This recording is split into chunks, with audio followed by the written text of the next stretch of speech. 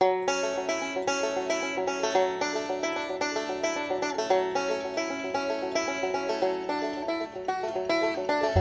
my family away from my Carolina home, had dreams about the West and started to roam.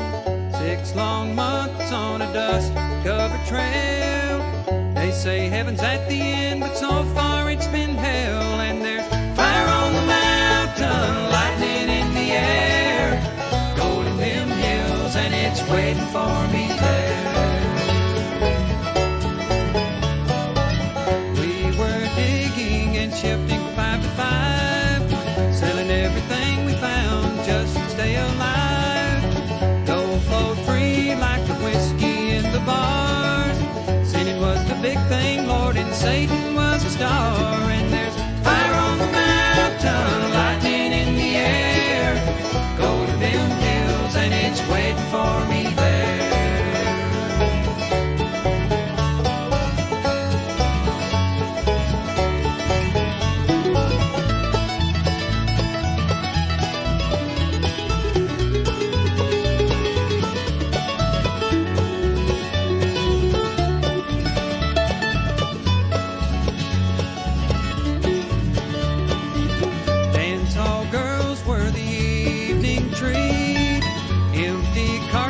And blood lined the streets. Men were shot down for the sake of having fun, or just to hear the noise of their 44 guns. And there's fire on the mountain, lightning in the air, gold in them hills, and it's waiting for me there. Now my widow, she weeps by my grave. Tears flow free for her man couldn't save. Shot down in cold blood by a gun that carried fame, all for the useless and no good, worthless claim. And there's fire on the mountain, lightning in the air, gold in them hills, and it's waiting for me there. And there's fire on the mountain, lightning in the air, gold in them hills, and it's waiting for me there.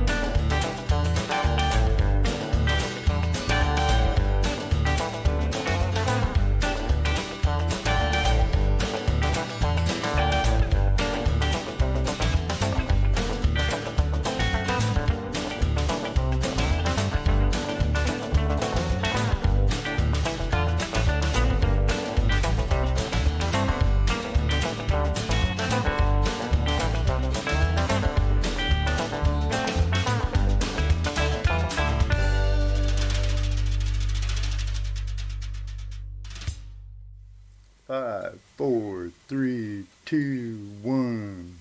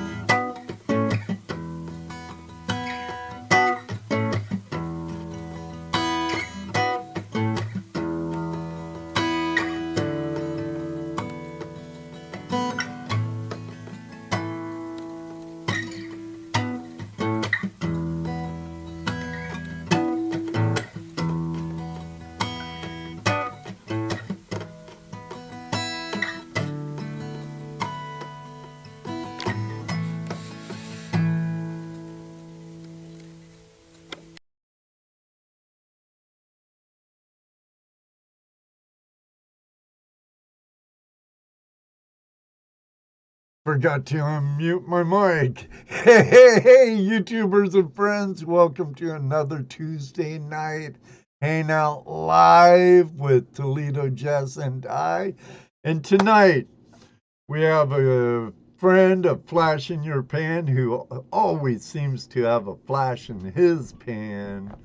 Our friend Jeff Williams is returning again to Tuesday night Hangout live. So you know it's gonna be a great show tonight. And all you gold porn addicts, don't worry. Jeff got you hooked up. So don't go away. We'll be right back. Hello, everybody, and welcome to another episode of Tuesday Night Hangout Live. It's Tuesday night, Hangout Live. It's Tuesday night, Hangout Live. It's Tuesday night, Hangout Live. With your hosts, and Marvin, and ToledoJess. Tuesday Night Hangout Live is a Flash in Your Pan production. Oops. Every day on the cricket beat, flashes your plan.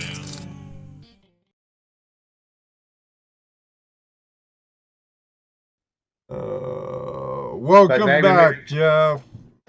Welcome back. I like your new little logo. I happened to went to AskJeffWilliams.com this afternoon, and I snagged it. Hope you don't mind. Oh yeah, nice. Yeah. There's rumors and wonders what the hell happened to Slim. Did you bury him in a shaft, or we see a lot of Lila now, but Lila, thank Yep, you. Leela, Sorry. that's the better half. She's the brains of the outfit. We see a lot more of her, Right. but a lot less of Slim. What have you done to Slim? Oh, I know, right? The plot thickens. What happened to Slim? Did I finally off him and take over his claims? Ooh, the world may never know. I don't know. He took off to the outhouse one day and he never came back. And when I went to go check on him, I saw that there's a drift tunnel going down in there. Uh-oh. I've been looking for that stinker for a couple years now. But I have a feeling he's going to make his way back. He's trying to beat you to that underground river of gold. I know, right? So, and I know he's down there right now just scooping up all that gold, laughing at me. And by the time I get down there, it'll just be black sand in the river. You're going to get down there, you're going to be following that vein down there, and all of a sudden it's going to open up into a big cavity where it's all been dug out already. I know, right? And there'll be a sign there saying, "Got all the gold. See you later, sucker." Oh, but yeah, he might make a comeback one day. So I'm hoping so. I keep asking him to, but You know how them Hollywood stars are. I you know, they- right? He got a little fame in his head, and he took you know, off. got a little two bone to blondes and a pick with Corvette. someone, they take off. You know. But he'll come back. They always come back. Oh yeah, yeah, they do.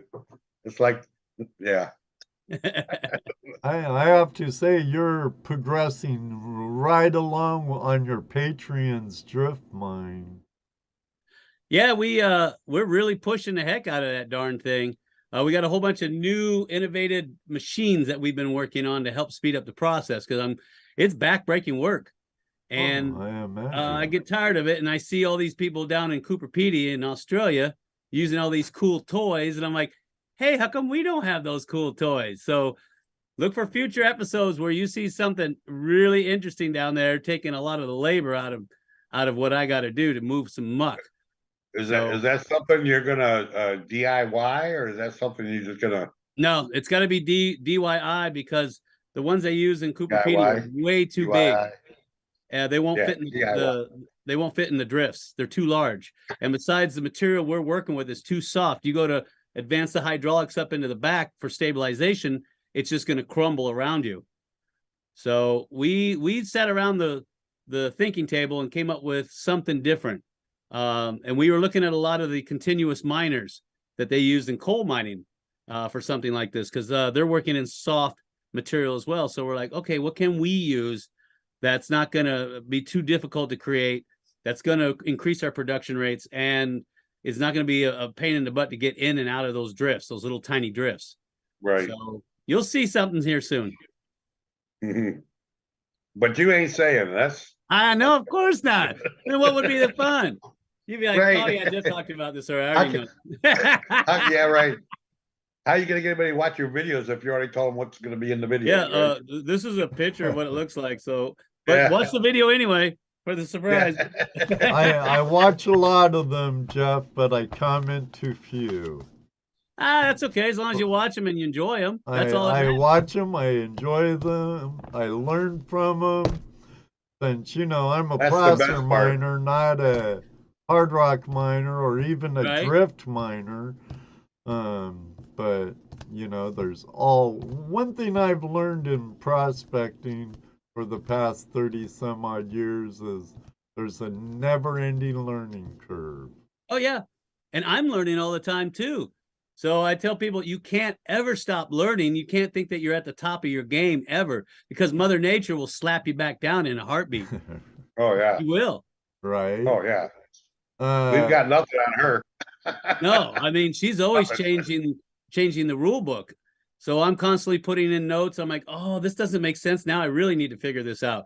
So then I'll talk to my colleagues and they're like, we got some new research in this area. And I'm like, okay, well, I really need to learn this because I need to get a toehold on it so I can share it with my people, because they're going to run into it in the field as well. So you can never be, like I said, at the very top and get comfortable or complacent. And complacency, like you saw in one of my videos, it'll bite you in the butt. Jeez, it almost got me in one of the fluorite mines.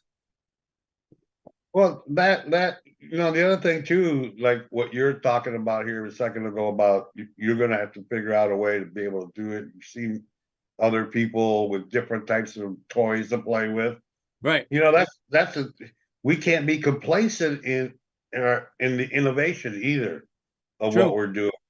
Otherwise, we'd all still be using picks and shovels. Well, wait, exactly. We still do, but I'll never forget it. Old timer always told me, he said, Jeff, remember, work smarter, not harder. Right. And I'm like, that stuff. I know it sounds like a simple phrase, but I'm like, you know what? You're right. I've got access to all kinds of fabrication tools. Why don't we build stuff to take the place of backbreaking work? So that way we increase our productivity and we save our spines in the process. Right. Well, yeah, you definitely increase your productivity, and I mean, imagine even today, if we were doing the work the way they did it back in let's say the 49ers time, right? We'd all be feeling our age. Well, we'd all be dead by 30. So, right. So yeah, no, right. And it's like I said, the technology is evolving, everything is evolving. So why aren't we evolving when we're using this equipment in our minds? And so I saw that. I'm like, okay, so this is what we need to do. We need to create something that's specifically designed and tailored for our needs in our drift, and that will be very user friendly and can be moved about in those tiny little drifts and move a lot of material. So we sat down and came up with something, and we're in the test phase of it right now to make sure that it works without, you know, cutting somebody's finger off. So Right. The worst, you know, like the worst mindset you could have on something like this would be tradition. You know, depending on tradition to do what the work that if you put a little mind thought to it, a little innovation to it, you could break away from that tradition and really break out of it, you know, come up with something new. exactly. And, you know, but you gotta realize that you gotta move on from tradition. Yep. Get out of that. And it's Time fun. frame. I always like to show what it's like to work with carbide or lantern, you know, and pick and shovel, but it's not practical. And I Right. tell people, you know, unless you got an army of miners that are, you know, at your beck and call to be able to do this 24/7, it's not worth it. And you're just going to be grinding yourself down for nothing. Well, what you just said was actually reality back in those days, right? Yeah, that's all they had. That's all they had. So it did take a workforce of, you know, hundreds of miners down there doing that all day long. Yep. In order to pull that out. And that's what it would take today too. So yay for innovation. Yay, technology and innovation. You got to love it. Yeah, buddy. One of my favorite things. What, Ed? Were you going to say something? Did you have? Nothing. I'm just reading some comments and Oh, stuff like see any good ones in He's there? having like a good time. Patrick We're Truesdale. jaw-jacking. It wasn't letting me type in chat. I think I have it set for subscribers only, Pat. That keeps the bots out. Right. But I thought you were a subscriber. Jeff is the main YouTuber that got me started back in 2016. One of the first YouTubers I started watching. Actually, it was Ed and Jeff were the first YouTubers I started watching. Wow. Yeah. Wow. Yeah, it's been a while, huh? We've been out. Well, we started YouTube back in 2009. You can believe that that. was about that. Yeah. Because I Yeah, was big wanting part to of the learn weight. about, well, you know, like a lot of people about that time saw Tom Massey doing his gold Yeah. fevers, I remember right? Tom Late Massey. at night. Right. I'm retiring. I'm watching TV late and I'm watching Massey, and I see he does a show and there's gold in Ohio, and I'm going, what? There's gold in Ohio? Yeah, and before Tom was George the Buzzard. I remember watching Right. him. Oh, Right. yeah. Not me, but you know, I wasn't into gold up until that point. Not that I hadn't been around it, because I'd been around it, just didn't ever find any myself. That's Right. when I was Yeah. watching Gold Fever with the Buzzard. You know, Yeah. and I used to love watching that show. yeah, it kind of got me hooked, and my brother got me watching it when I was in California painting my mom's house, and I bought into it, and I started gold painting Northwest Washington. Right. And you're still paying for it. And you're still And- panning. I'm still panning, still got the fever after all it'll never these go away. years. Oh, And No. I've always been kind of a rockhoundy guy, and I've always liked geology and history. I always enjoyed history, and you get the best of all those worlds. Right Exactly. into All it. bundled up together. yeah. Oh, and can't Yeah, forget that's why, Dave you know, that's why McCracken. our show has evolved from when we first started just gold prospecting into all treasure hunting, you know, just because it's all, I mean, what prospector doesn't go out and look at rocks, you know, Exactly. rock collector does it go? You know, it just all connects. Well, you know, here and there, the dots do connect. We're all treasure hunters. Exactly. You know, you like hard rock. You're doing hard rock. Let me ask you, do you like hard rock over everything else? Actually, I might have asked you this let question me before. interject, Jess. He's doing drift mining, which is placer, correct? That is correct. It's a paleoplacer deposit. Right, Okay. it's an ancient buried deposit of placer material. Exactly. And they did a lot of drift mining in Alaska and the Klondike also. Exactly. Same principle. But So you're also a hard rock miner also. Yes, I am. so let me see if I got this clear then. You know, what you're doing is you're actually digging through ancient river channels, right? No, it's No. a little more complex than the old tertiary channels that you're thinking of, like say Okay. in the gold fields of California, where you have all that ash flow tuff sitting on top of the ancient riverbeds, or up in Alaska, where you have all that conglomerate sitting on top of bedrock. What we're digging through is just layer upon layer of evaporated seabeds, which is all caliche, and you've got gypsum layers and clay layers. And so what we're doing is we're getting down to what is considered a false bedrock, because the true bedrock is about maybe 1,500 feet down. And so we are trying to tap onto those old cemented caliche beds, which is where the gold from that time period, the late Cretaceous, is where those are all sitting on top of. So we have to punch down through all the layers until we hit an impervious zone, which we did, and then we have to drift along the top of that and see where it goes and try to understand the flow of the old channels that used to flow into the old seas that were in this area before they evaporated. And you got to keep in mind that the sea evaporated and then it reformed, evaporated. There's many episodes of this. So that's why you're gonna have many different layers of deposition of clays where it was evaporating, and then it would the sea would fill back up, evaporate, and this is over hundreds of thousands of years. So you punch through all that, and then eventually you get down to what you see in the videos is this. It's a 5-foot layer. It's thick of cemented caliche. It's harder than concrete. You literally have to blast to get through it. And then below that is the sweet spot. Now there is gold on top, but we weren't anticipating anything below. We knew we were next to some old caverns. I'm sure you know which ones I'm talking about, but we never anticipated that they would open up underneath these caliche beds, and they have. And it's spooky because it's super soft. And we found what I believe is a prehistoric creature that's living down there. Many of them, but we found one, which is those large red worms that are living in that the worm people. Well, I wouldn't say worm people, but they're about 1.5 inches, 2 inch in diameter. These reddish black worms that live down in this clay zone that's under the caliche bed.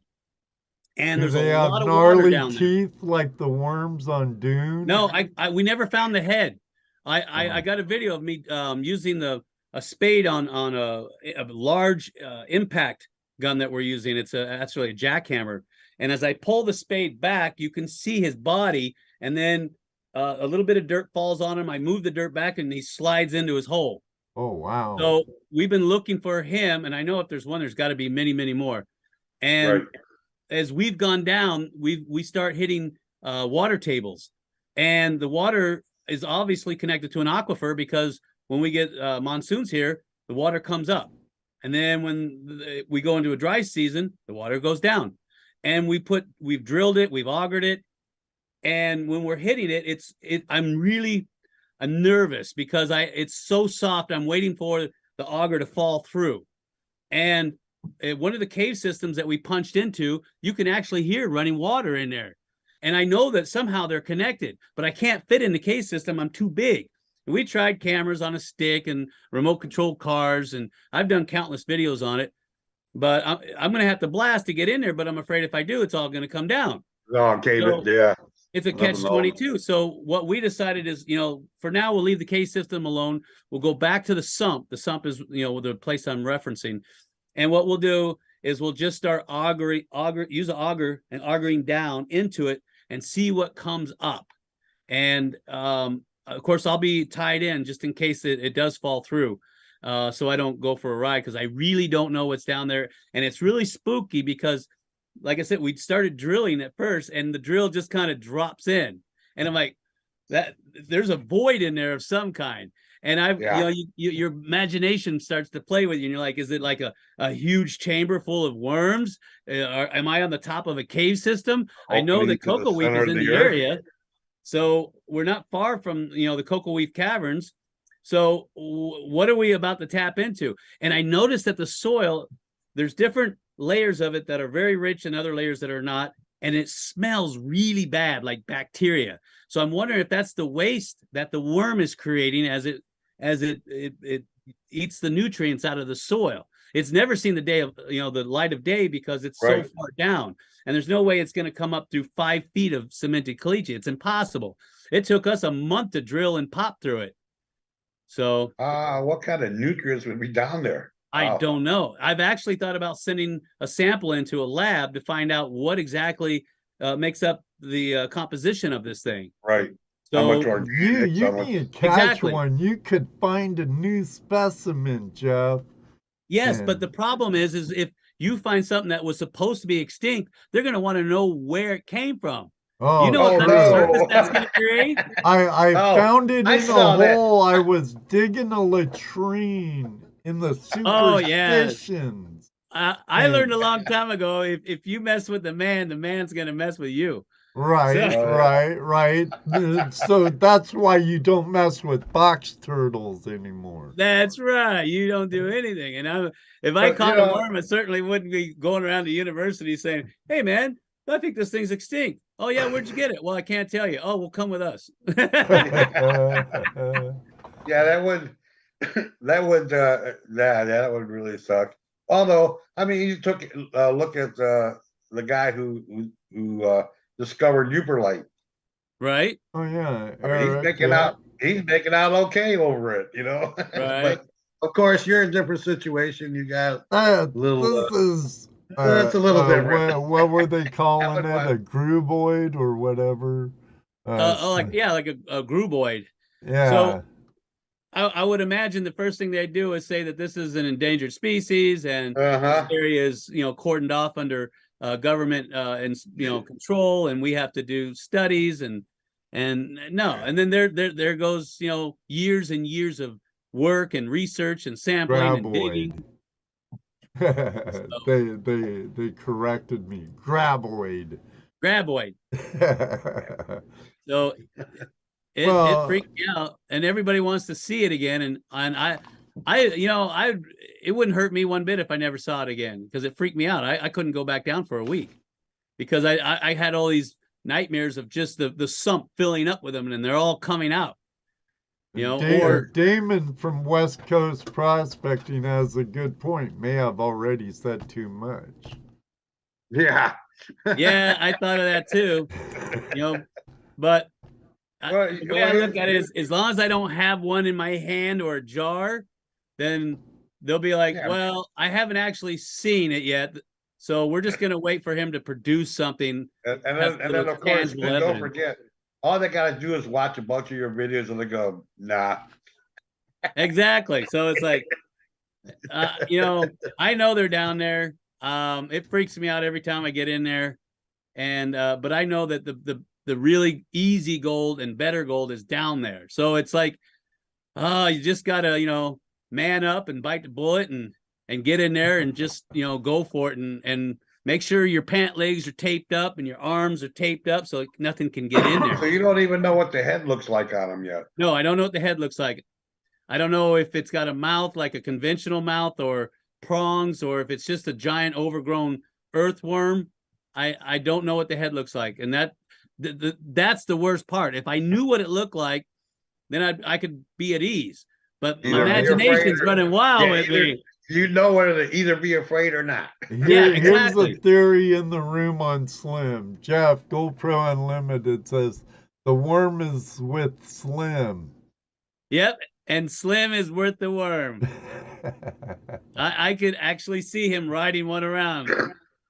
Well, here's a possibility though, Jeff. Think about it. If this project goes bust, you've always got worms. That's true. And you know, that's something Yeah. that you wouldn't brag Bigger about the normally. bait, the bigger the Right. fish. Ohio Hey, baby, Relic worst case, Hunter I got says worms. those aren't worms, they are dragon larvae protecting the gold deposit. Probably. You know, my biggest fear is that is not a worm. It's actually a tentacle connected to a hydra. So, you know, I should get that on a coffee cup that says "Got worms." Got worms.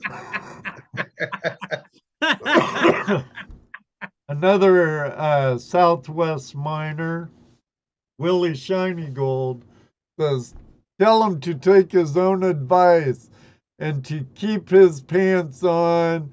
He'll be all right. Oh, I'm keeping them on. I'm not getting in there butt naked because worms have a tendency to find holes. Ooh. So, but And if the I wrong ever- word could make their own hole. yeah, I know, right? Yeah.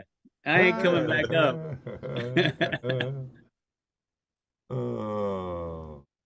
Yep, that's right, Graveyard. So- Great fish bait.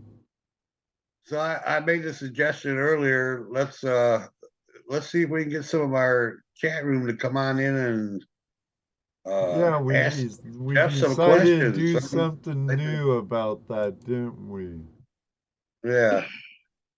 Oh, You know, wait. it's because he's gonna get the same questions, and you're gonna hear the same questions from me. You always hear. So And you'll probably get the same answers. yeah, right. Yeah, Well, I know what he's gonna answer. I have here. a I'll ask it question anyway. about Tommy knockers. Okay. Now, Shoot. Jeff, your Patreon placer mine, that isn't Slim's place, right? It's what? Slim Pickens. That isn't Yeah. Slim. That's Slim the name of one Pickens? of the drifts. We have another drift that I named after my dad, Wobble Pop Strip. Okay. And then my wife just recently has her own drift too. Okay, now, are these fresh mines that you're starting, or are they reclaimed mines that you've continued? Nope, I started it. Okay, now here comes my question. Since it's a fresh mine, it'd be Tommy Knocker free, right?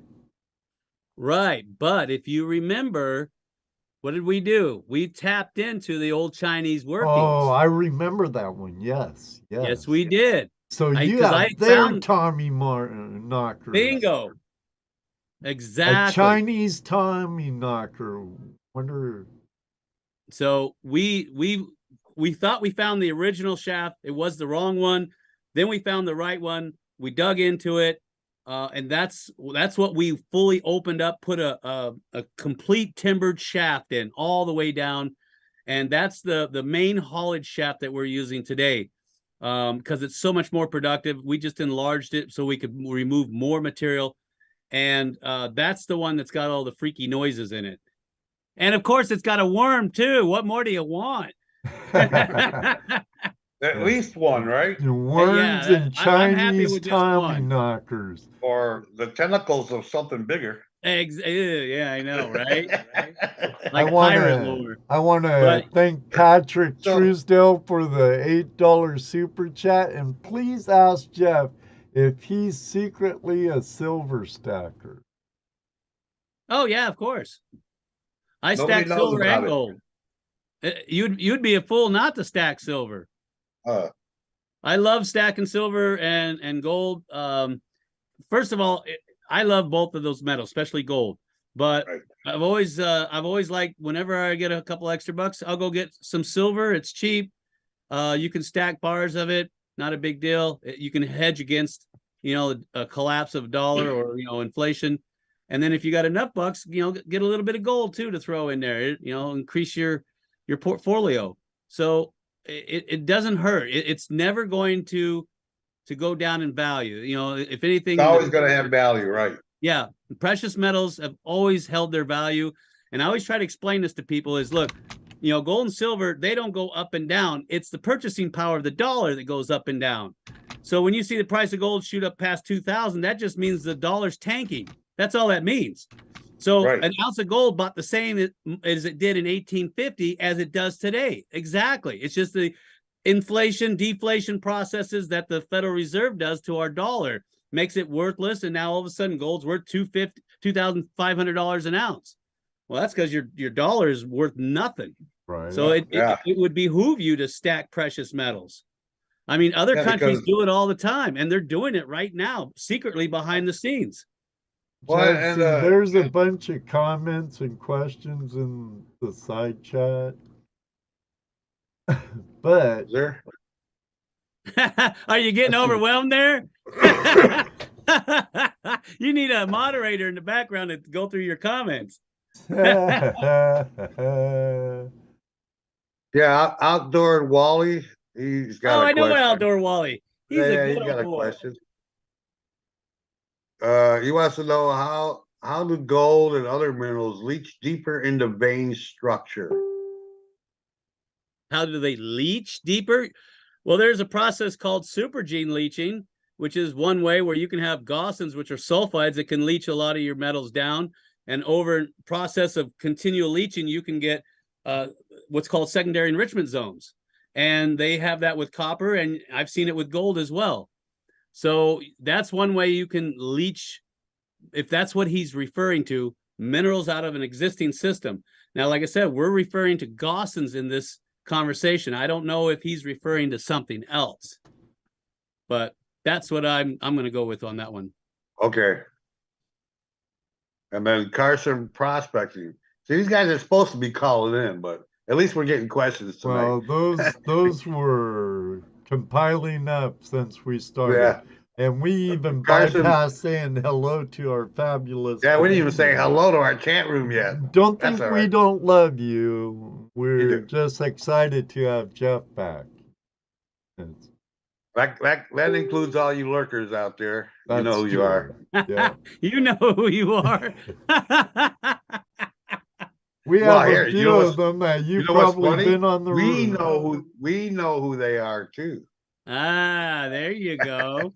Yeah. So you got So your Carson- eyes on too. Carson Prospecting wants to know if you're the Marines or Army. Yeah, ex-Army, retired. I got stories I could tell you. Oh my goodness. I got some too. I was in Vietnam. Oh yeah, then you. I don't know if they're better. but Oh they're man. Hey, stories. did you ever work with the tunnel rats? I was a Cobra crew chief. Oh, fantastic. Yeah, and we had in our company, we were what they call a rat kill company, where we had a company of grunts, and in the grunts they had their tunnel rats, Right. and but we were cavalry, so that's as close as I got to him was saying, hey, Yeah. But yeah, I was a Cobra crew chief. Yeah, we had them. They're little guys. Yeah. That was Just a like tur- me. That would be a sucky job. It depends. I mean, some guys liked it, some of them didn't. Some of it messed with their heads for years. Yeah, So but it had to be done. So right. That's like being a Jack Russell Terrier amongst a bunch of pit bulls and yeah. Rottweilers and stuff.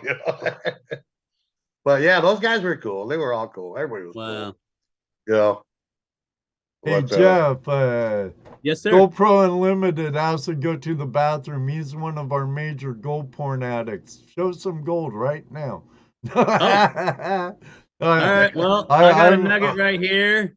I don't know if you can see it. That's a Oh, nugget. that's a nugget. Oh, yeah, Came out of that's the a drift mine. nugget. Can you see it? Oh, yeah. Yeah. That's nice. Got a good shot. Yeah. And then Nugget. I've got hard rock gold here. This came out of our hard rock mines.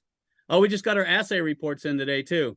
So Yeah. I'm really, really happy with that. Oh, and then this is from the sump. So we got tons of this stuff we got from the sump.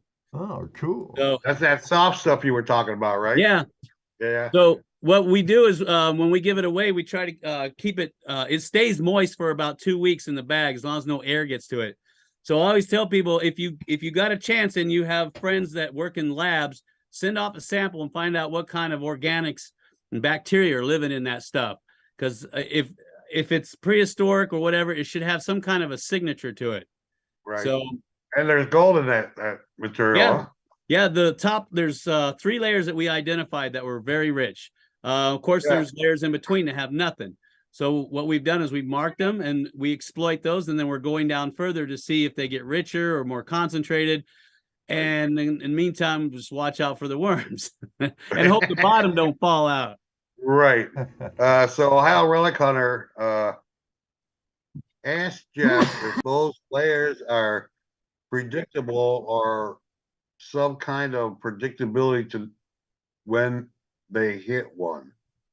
Not sure. Let me read that again. So, yeah, say that again. So If those layers are predictable or some kind of predictability to when they'll hit one. I mean, I'm not quite sure. I can't is if he's referring to the sump, I can't predict it. There's no amount of geological expertise that's going to tell you which layer is going to be the richest in the sump. Now, above the sump, it's easier to identify the layers in the stratigraphy, but down below, it's anybody's game because there's no consolidation of the material whatsoever. And you know when you start to hit a rich vein because you'll see fine sand right on the top of it. It's not even sand. It almost looks like gritty comb quartz that's right on the top. And I've shown video of that too. And it's all nasty and red, and there's large chunks or nodules that are forming inside of it. And we've broke them open hoping to find gold on the inside, but we haven't. They are hollow, so there is a chance there could be something on the inside, but we haven't found anything significant on the inside so far. So are you like watching like or being right in the middle of the process of the earth forming? No, we're very far from it. The Earth's mantle is I mean, you've got 10 kilometers deep before you really start getting into anything. So no, we're barely scratching the surface on this. Oh, okay. What we're playing with above the caliche beds is everything that's eroded down out of the surrounding hills for the last several million years. Well, go ahead. I was talking about that material down in the sump. Now in the sump, that, like I said, that's anybody's game. We're still trying to figure out rhymes and reason because it shouldn't be there. With everything that I know about that area and the geology, it shouldn't be like that. That's why this thing is so it's interesting, but it's profound, and it's very frustrating because I have yet to find anybody who knows anything about this, and so we're in unknown territory. So you don't even know what the material is? Oh yeah, we've ran it under microscopes, and you can see that it's made up huge concentrations of iron. I mean, just massive amounts of iron in it, huge amounts of silica in there, manganese is in there, and these are all perfect elements that you want in the combination for gold deposition. But the thing is, the nodules are forming inside of this sand deposit, and it's very bizarre. And so we sampled that, and it's almost like these nodules are concretions that are forming out of the material. It's consolidating and turning into small concretions. And then the cores of them some of them are hollow, some of them are not. And they have incredible amounts of iron in the middle. So you're calling it a sump. Is that because it's like in a contained area? It's at the very bottom of the shaft.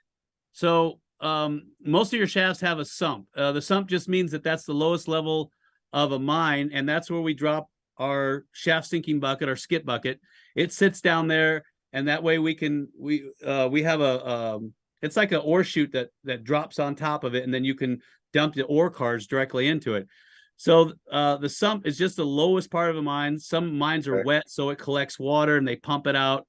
Ours does have water in it when we go through the rainy season. And we have installed a pump down there too. It's like I said, it's exciting, but I'm very apprehensive about it because I can't find any information on this and nobody knows. So it's, I'm like a pioneer in this area. So I'm being very cautious about what I do down there. And I'm always wearing full PPE while I'm down there, because I don't know what's in the soil. It smells bad. It's probably got bacteria in it of some kind. I've got weird spiders that are coming out now that I've never seen before. I've documented those. So yeah, it's like I said, it could be the communal outhouse. Yeah. I know, right? All the creatures that live down there go there and do their business. I know, right? Just leave me the gold. That's all I care. Well, somebody's bringing it in, right? Yeah, I'm trying to find out, is the worms crapping it out or what? I don't know. Hey, that's a theory. I'll pay him good money to keep crapping it out. I'll just follow him around with a little bucket. Quit killing them. Yeah, I'm not going to kill him. Just keep letting him make it. It's funny. On a side note, there is bacteria that produces gold. You can see that down in Quartzsite. They've actually documented bacteria that as a byproduct produces very finite amounts of gold. But it shows that the process is there. It does exist. So, you take all this into accountability, and you're thinking, all right, so exactly how is the gold forming? Is it being was it brought in during the late Cretaceous or even before that? Or is something else going on? Now, is it still being made? Yeah. Now, I was going into that point. I can talk on hours for this subject. So I have actually seen gold in ionic form in red clays that if you continue to saturate it with water and a little bit of heat, it'll actually, crystals of gold will precipitate out of that just with the water. I'm not talking about acids or chlorine or any type of sulfur like what we're traditionally known to help precipitate gold out, or irons that will precipitate. It's just it's already there. It's in ionic form, and the water is precipitating it out over time. And I've actually seen crystals.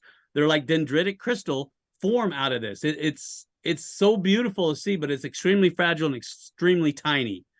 So we were just talking a little while ago too about how Mother Nature, does things, how magnificent it is. The fact that we're using the same chemicals that she uses, to concentrate gold, Exactly. So a lot of things that we use in the industry to help concentrate and precipitate it is the same thing that you can see naturally occurring. Maybe not as strong, but it's still the same principles. So So when we are looking at this stuff, we try to apply all this information, all the sciences, and try to understand what exactly is going on in this particular model, this deposition model. And so we're taking notes, we're writing it all down, because we don't know if this has been done before, if there's maybe some type of a paper on it somewhere, a research paper. We haven't come across it. So for our own benefit, we're writing everything down. And then that way, if we need to go back and reflect on those notes, we have them. And two, I can say, you know what, I don't know what this is. I'm going to pass this off to one of my colleagues, or maybe a professor of mine, and see if he can make heads or tails out of it. Right. So, like I said, and this goes right back to what we were saying, is you can't know it all. I don't care who you are. I don't care if you've got a PhD in every type of field of science that exists. You can't know it all, because Mother Nature, she always holds the ace, and she's going to put it in your face every time. So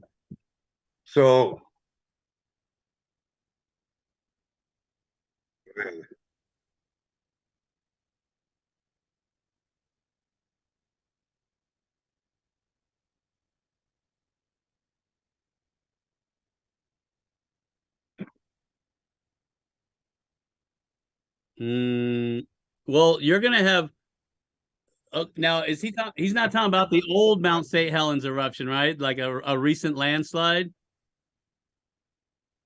Well, is it like a lahar that's coming down off the mountain, or is it pyroclastic flow?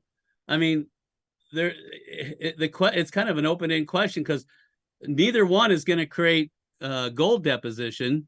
It can reveal existing ones, or it can move and reconsolidate.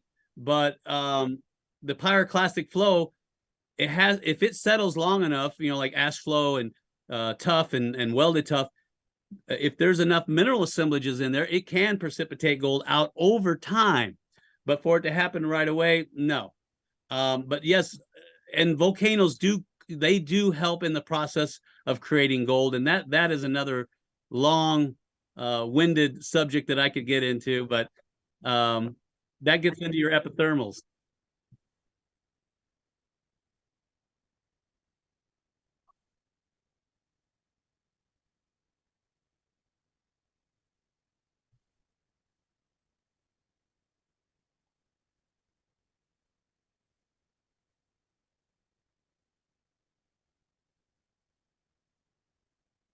Oh, well, we've been out over in like North Carolina, South Carolina, Georgia. Their gold deposits are very similar to what you have over in California. You have the black slate belts that run through there. And those areas are no different. You have slate belts running through North and South Carolina that is hosting your gold deposits. That's where they're all forming. And of course, slate's metamorphic rock, and the processes are the same. Regional metamorphism creating that. Now, what is happening is the reason why it's associated with that particular metamorphic rock, that slate, in that deposition model, is because of the carbon that's inside of the slate, the black slate. The carbon is giving the black slate its color.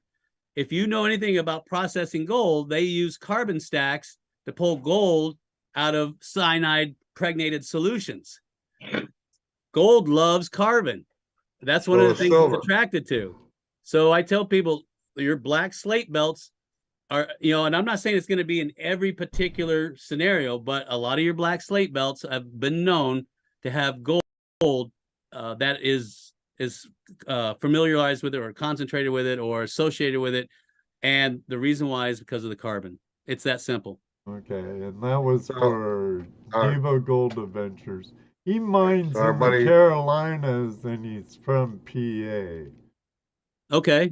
Well, he's in, like I said, Tom Reed mines out there. He's in the perfect spot for gold if he's in the Carolinas. And Georgia, same thing.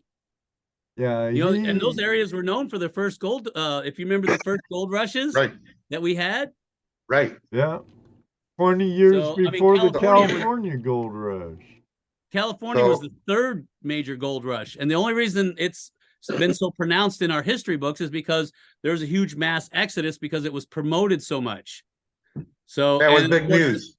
And the size and scale of the gold they're finding there, puts the other ones, into the back category. Because the Sierras they were just loaded with gold in the mother lode country. And they still got gold. He's in the Vane Mountain area of North Carolina. He's not far from the Lost Dutchman's Vane Mountain camp, actually. Nebo. Our buddy Rock Butcher asking about those nodules you were finding down in the sump. Yeah. He says, do the nodules have some carbon near the middle? Metals will caliche or stick on carbon under correct conditions. There's a lot of iron. It looks like iron. I haven't had it tested. It may have carbon associated with it. I just naturally assumed it was iron because we panned it and it was extremely heavy. And I didn't run on a fire assay, or I didn't use a XRF gun on it. So to know exactly what it is, no, I don't know. I'm just assuming because it's heavy and it's black and there's a lot of iron associated with this particular deposit. So I just put the two together. So it would be interesting to actually run it through some type of a chem lab test and find out exactly, is there any carbon associated with it? So I hadn't even thought about that. We have Richard in the waiting room, Jesse. Okay, go ahead. I'll finish this question. Richard B asked, ask Jeff, what is an assay? Okay, well, I can summarize that real quick because that could be a long-winded explanation, but basically, and I'm sure you can even make it longer. I can, right? Hold on, let me get my coffee. So, basically, an assay is a way that laboratories and mining companies determine what grade or percentage of particular metals is in a sample.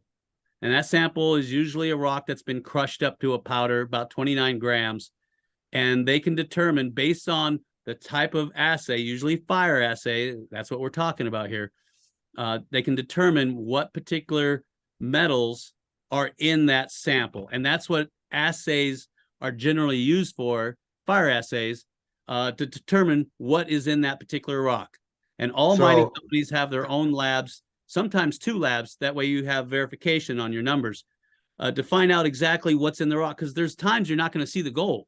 You're going to look at a chunk of rock and think it's barren, but there's actually gold in it. It's microscopic and you can't see it. So you need to have the lab do an assay on it, find out what the percentage is, the grade is on the gold, and what other minerals are associated with it. And then by doing that, you can set up your recovery system, your leaching system, to get the minerals out, because each ore is different. And you can't just say, well, I'm going to crush it and table it and run it through cyanide. It's not that simple, because some ores are very complex, especially, some of your sulfides. The refractory ores are very complex, and you have to have a chemical lab on hand at all times, and a specialist to know how to keep the pH balances of that cyanide within the spectrum for that particular ore.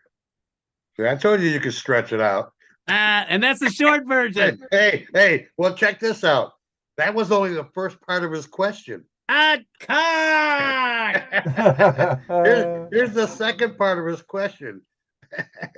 Thanks, Richard. Is that by fire? Yes. XRF. Nope. I don't. AA. Wait a Nope. minute. I'm not done. I'm not done. He's got me reading some words here, dude. So I'm gonna do them. All right. AA stands for atomic absorption. He's Okay, cool. also a geologist. Hydrometallurgical extraction, Right. chemical extraction. What are you talking about? You're talking fire, right? Right.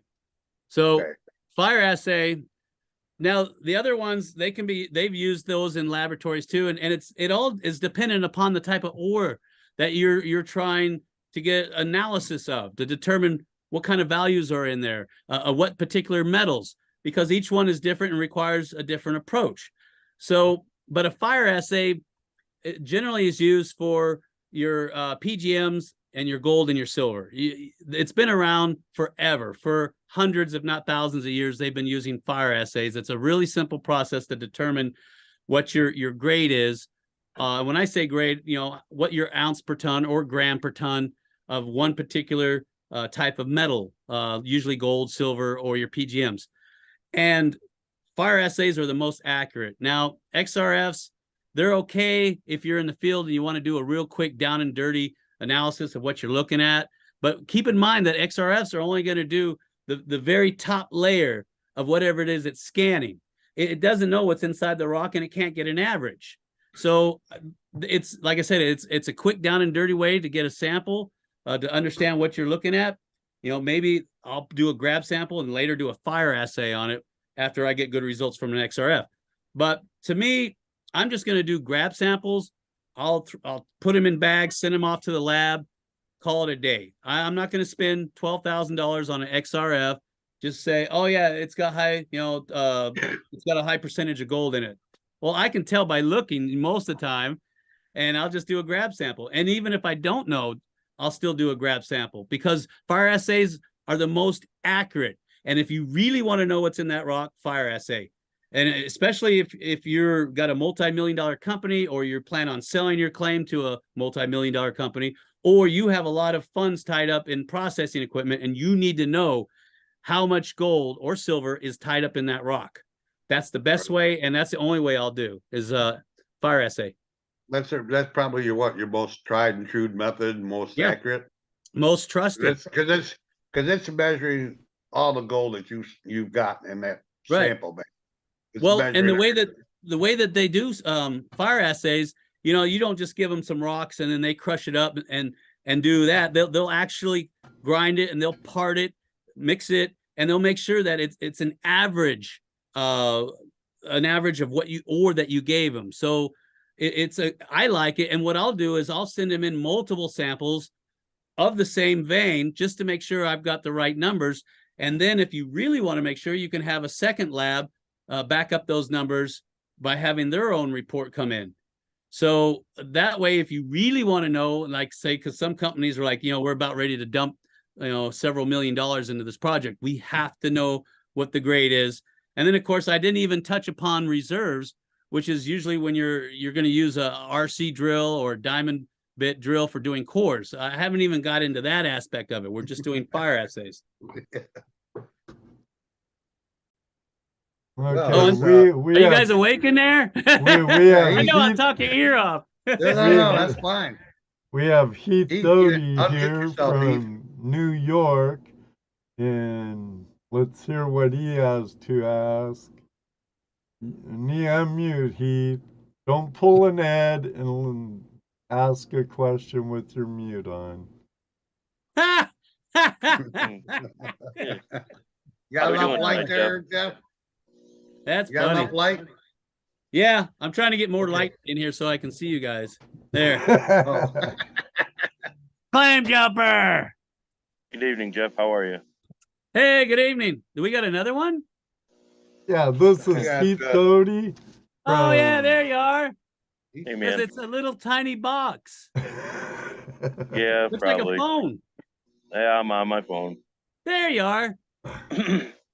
So my question to you is, when you were out in Watkins Glen checking things out there in the park, Oh, I love that area. yeah, it's a beautiful place out there, that's for sure.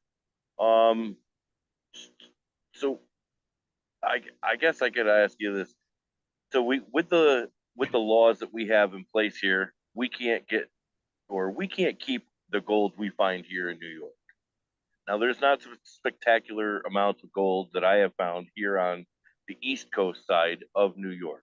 There is gold here, and there's others that are down in the chat that have found gold here in New York.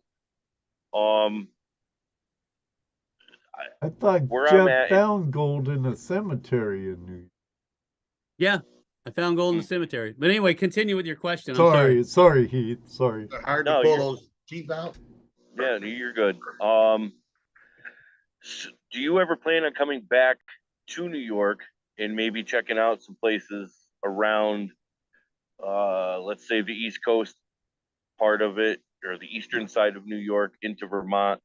Because with Vermont, there's a breccia tube that comes through, and we do pretty well around that area as far as finding some gold. But do you ever make plans, or would you ever make plans to come back to New York and hit the eastern side where we have all the waterfalls and the geological things are slightly different than, let's say, the middle to the east or to the west side of New York? Oh, yeah, definitely. We, before COVID hit, we were going out to New York every year. If you watch the videos, sometimes twice a year. And we go out there for several reasons. We have family out there, but we also like to go prospecting. I can tell you, I probably shouldn't say this, but I'll tell you anyway, there is gold out there by the Finger Lakes, where the glaciers have cut those Finger Lakes. And the gold, the heaviest concentrations that we found is on the southeastern sections of the Finger Lakes. So at the very bottom to the east of that is where we found the highest concentrations. And I'm assuming it's because of the terminal moraines that were there and the outwash has concentrated it. So that's what we're looking at. We're not looking at lode gold as much. Looking for more glacial tills to actually prospect through. But you guys do have gold, like when you get up to Connecticut and Vermont, there is higher concentrations of gold up in there. Yep. I haven't been up in there far enough to be able to say this is where I would go. So far, we focused mostly on New York area and Pennsylvania, trying to determine what's in that particular location since we're there all the time. Yep. Well, I'll tell you this. So I'm just outside of Albany. I don't know. I'm 45 minutes from Albany, 28 roughly from Vermont. Okay. So if you're ever back out in this area, I'm throwing an open invitation to be able to come out. Yeah. And I'll bring you in Vermont and show you a few places that we do pretty well on. Okay. Yeah, around those brecciated zones, and that would make sense. because the Yep. rock has been fractured and re-cemented, and usually it's the fine grain mass that's re-cementing it that carries the values. Right. You'd have a blast out here looking at some of the geological differences that we have. Right. It's incredible. And you're right, because everything is different where you're at as compared Yep. to the Southwest and California. All that area is completely different. Right. Right. That's the fun part about traveling around the country looking for gold is that all the spots you go to, you have to look for it different. Yes. You Yeah. you have to use different methods of finding the gold and catching the gold. Yeah. West Coast Gold Prospecting says, tell Jeff he is welcome to come use the hookah here in Southern Oregon with me on one of my adventures. He He does a does- lot of he- sniping, I- and he's doing really Oh, dude. good too. Oh, dude. Yeah. What do you got? Nice. 24 grams one time in one crack? Nice. Yeah. That's Something what like it's all about right there. Yeah. Right. He's a good guy too. Yeah, Well, I'd be yeah, more than he does, happy to hey. take him up on that. Yeah. And then Patrick Truesdale says, I feel like he could find some opal in those layers. Has he found anything using a black light? We've taken black lights down, particularly the long wave. And the only thing that we're really finding is gypsum rose and gypsum crystal clusters.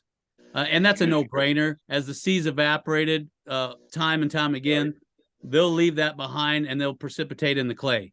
And I've actually shown those on film where we have large, Yeah, you've got it's like a massive- desert rose. Some of them Yeah. are long and other ones Yeah. are clusters. Isn't one out that the, was almost 6 short-wave inches ones long. only Yeah, used, exactly. It's about yay long. It looked like a spearhead. Yeah, they were pretty cool. Yeah. Hey, Ed, do you remember Yeah. if it's the shortwave lights that they use for the Uper light? Shortwave UV, not long wave, I don't believe. Yeah, Okay. take a shortwave one down there Yeah. and see if that makes a difference because it's I guess there's things that will show up in shortwave that don't show up with long wave. Right. So, Now, the reason why I use long wave a lot is because it shows fluorite really well, and fluorite where Right. I'm at is associated with gold deposits. okay. So that's why I'm using that. But yeah, you're absolutely right. We should take them both down there, and it was just Yeah. convenient. I had it with me, so I'm like, oh, let me take a look around. That's another thing for you to think about. Yep, I know, right? Yeah, Right. I mean, you never know what you're gonna find down there. You take a shortwave down, you might find a pocket of opals down there. Wow. Exactly. You never know. Or anything, you know? What else? What else shows up? Fluorescence. Worms. Worms? Well, I don't want to see that. Oh, That would be weird. Those darn worms.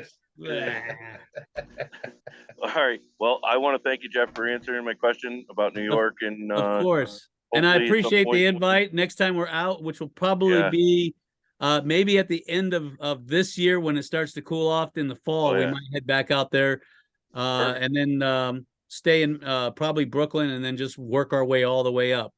Yeah. Yeah. Perfect. Well, straight run up through and maybe at some point I'll run into you.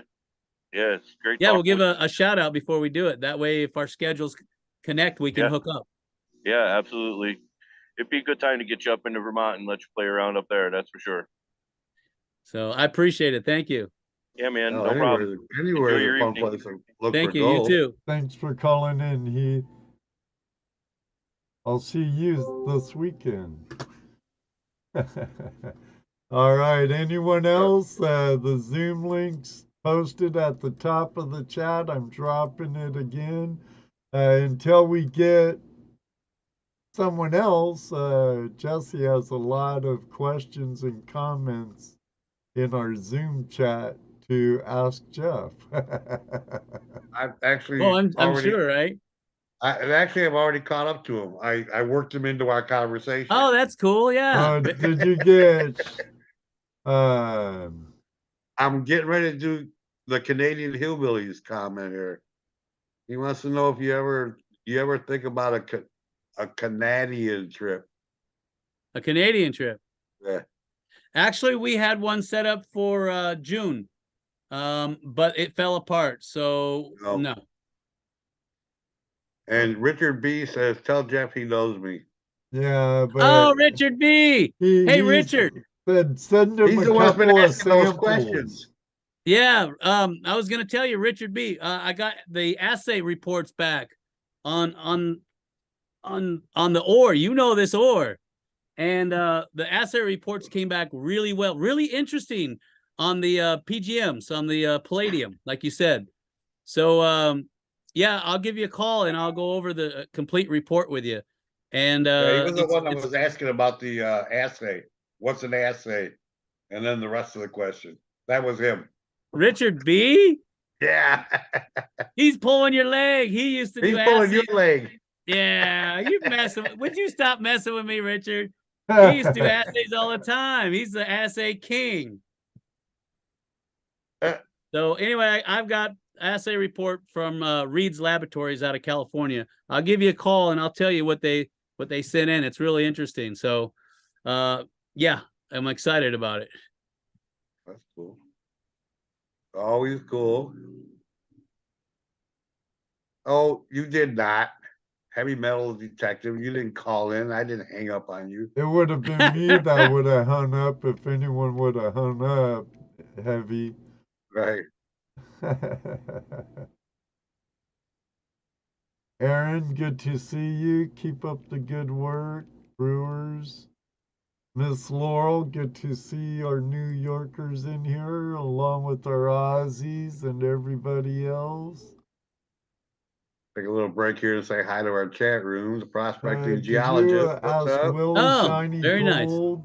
Please ask Jeff if he's ever found a nugget in a cow. What? Oh, Hi. in a cow pie. We had a friend of ours find a nugget in a cow pie. He was metal detecting on one of our tours, and he showed me a piece of cow pie, and I'm like, what the heck is that? And he goes, watch, I want to show you something. And he crushes it all down, and a little nugget came out of it. I'm like, what is that? Where did you get that? So yeah, it's possible. Now you got everybody going around. Make sure you check them cow pies. Make sure you check those. And the road apples too. Check them. Yeah. Oh yeah, the road apples. Yeah, you're gonna have people grinding them up, especially around the Oatman area, because those burros will eat anything. Yeah, Brad Walsh from Australia wanted to know if you've ever been sniping for gold. Yeah, we've done videos on that too. We've used all types of equipment, sucker tubes, snorkels, just doing the bedrock thing. Yeah, we've sniped a lot. Usually we'll go out to a mineral bar by Colfax. Oh, and I got a secret about that place too. An old timer revealed to me where all the gold is coming from that's loading up mineral bar. So we went out there. I even filmed it too, and we found it. It's an old tertiary channel way up on the ridge. Yeah. So it's got plenty of gold in it, but you got to go through a ton of poison ivy to get to it. Right. Yeah, I'm heading out there this summer up to the Yuba, North Yuba River. Oh man, great spot. All those rivers. Yeah. So American, Feather, Yuba. Yeah, there's an outie happening up there. A nugget hunt. Okay. That'll be fun. Let's see. Yeah, everybody loves the Yuba. Yeah, Yuba's a good one. Yeah. Let me see. Any more questions here? Oops. Come on, stop. My fat fingers.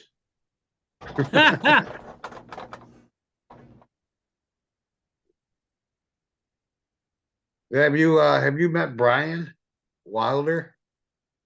God, that sounds familiar. Yeah, American Gold Prospectors. Gold Prospectors. He's you want to go up? You want to go up to? Huh? Yeah, you want to go dredging up in the Northeast. American Gold Prospectors. He kills it up there. Brian Wilder, he was on Bering Sea Gold. With, Oh, okay. he was one of the divers. Oh, was he on Ice Cold Gold too when they did that? He No. might have been on Okay. the film crew because he Oh, dove but he one might have year, been on the film crew. and then he got hired by the production company to be a Oh, cameraman. got it. But he's he goes to Arizona all over. He's young and retired and was smart with his money. And now he travels a lot and mines, dredges all Nice. over Virginia, down south, north, south, or southeast. My directions right now. Out west, southwest, up in wherever it takes him. I think he's working an actual mine site right now. Where's that, Brian? Montana, Idaho, somewhere. Hard telling with that guy. He's all over the map, Jeff. Wow. Is Brian Sounds like in the my house? kind of Call guy. in, Brian. Brian, put your pants on and call in. Nevada. He's Get working. them pants on, boy. He's working an actual mine in Nevada right now. Oh, very nice. He go for Vern in Nome. Good guy, really good guy. Yeah, I wouldn't mind hooking up with him. Yeah, that'd be the guy to hook up with if you want to dredge in the Northeast, up in Vermont and up in Maine, up in that area. Right. Yeah, come on, Brian. Everybody wants you to call in. Yeah. And of course, you know, I didn't get a chance to say hi to the world's greatest moderator, Mr. Lodek. Oh yeah, say hi. that Does reminds wonderful me, job for us. Jesse. During Prospectors radio show last Sunday, Mr. Lodak or Jaron Wheeler, world's greatest moderator, brought up tonight's show. You know, since we always bring up Prospectors radio and GPS, and he's like, they're having Jeff Williams, and oh, your buddy Dennis Dayton was kind of bummed. I guess he's been messaging you and emailing you and trying to get you on. Oh, yeah. I remember I saw something on there, and we just been so busy. My wife handles all the emails and the PMs and the Facebook and the social media. And so I'm just busy trying to keep my pants on. I told might be him the he'd probably have better luck messaging her. Yeah, because she's the one that does all that. I'm very rare on ever go to Facebook. I just don't have the time. I crank out the videos and then I get back out into the gold fields. Hopefully, it sends you anything that he used to send us. Yeah, that's probably why that might be why you don't answer them no more or even open them.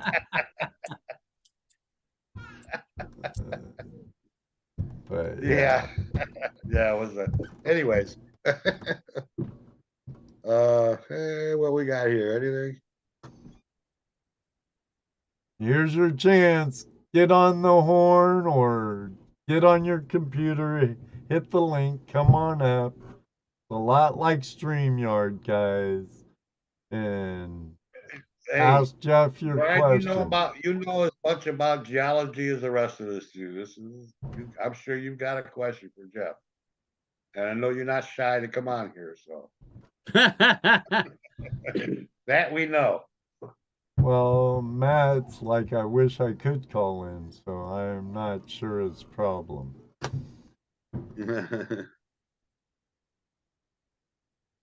It's nice to see how you're going with your mine, and I really like the Oatman stuff you do in that area. Aren't those the Black Mountains there around Oatman? Yep, that's the Black Mountains, or what's known as the San Francisco district. Well, I used to live in Riviera Bullhead. Oh, okay. Yeah, that's not And very that far was away. right in my back door for the most part. And at that time, I was far from being into prospecting. And I was like, geez, did I get into prospecting sooner? Yeah, well, it's the perfect place out there on the outer fracturing of that caldera. There's just tons of gold out there. We have our friend Brian Wilder, the American Gold. What the heck is his channel name? American What Gold the heck is Prospectors. Tarnation? American Gold Prospectors. He's been a friend of ours here for a long time. And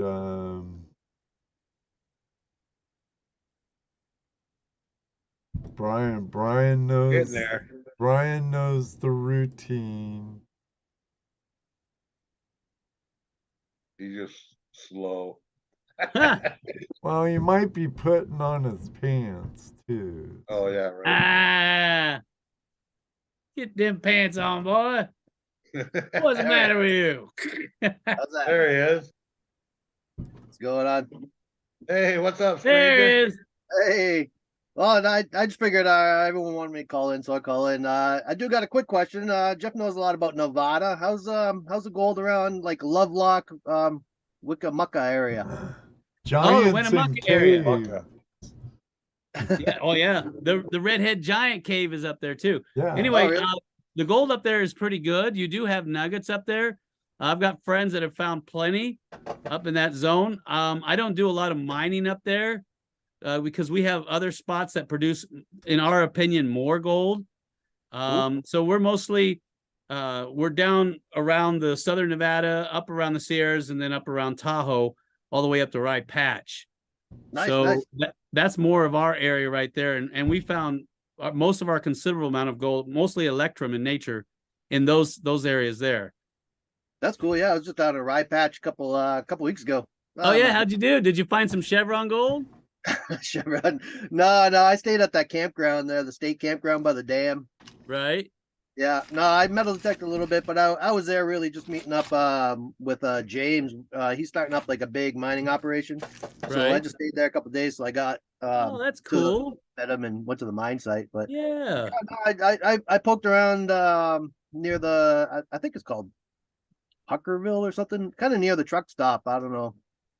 Okay. Did you find anything?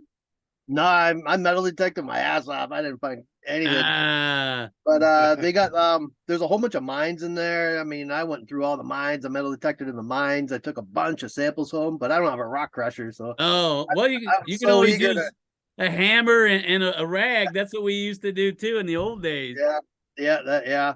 I'm looking up rock crushers now just because it's fascinating those mines. You know, all the tailings piles looks like really good. I didn't find any Yeah. visible gold, but they look really good. I took home buckets of rocks, but There No, you it's go. Yeah, impressive. just get yourself a small impact mill and just slowly feed it all day long. Pan it out with some jet dry. You're good to go.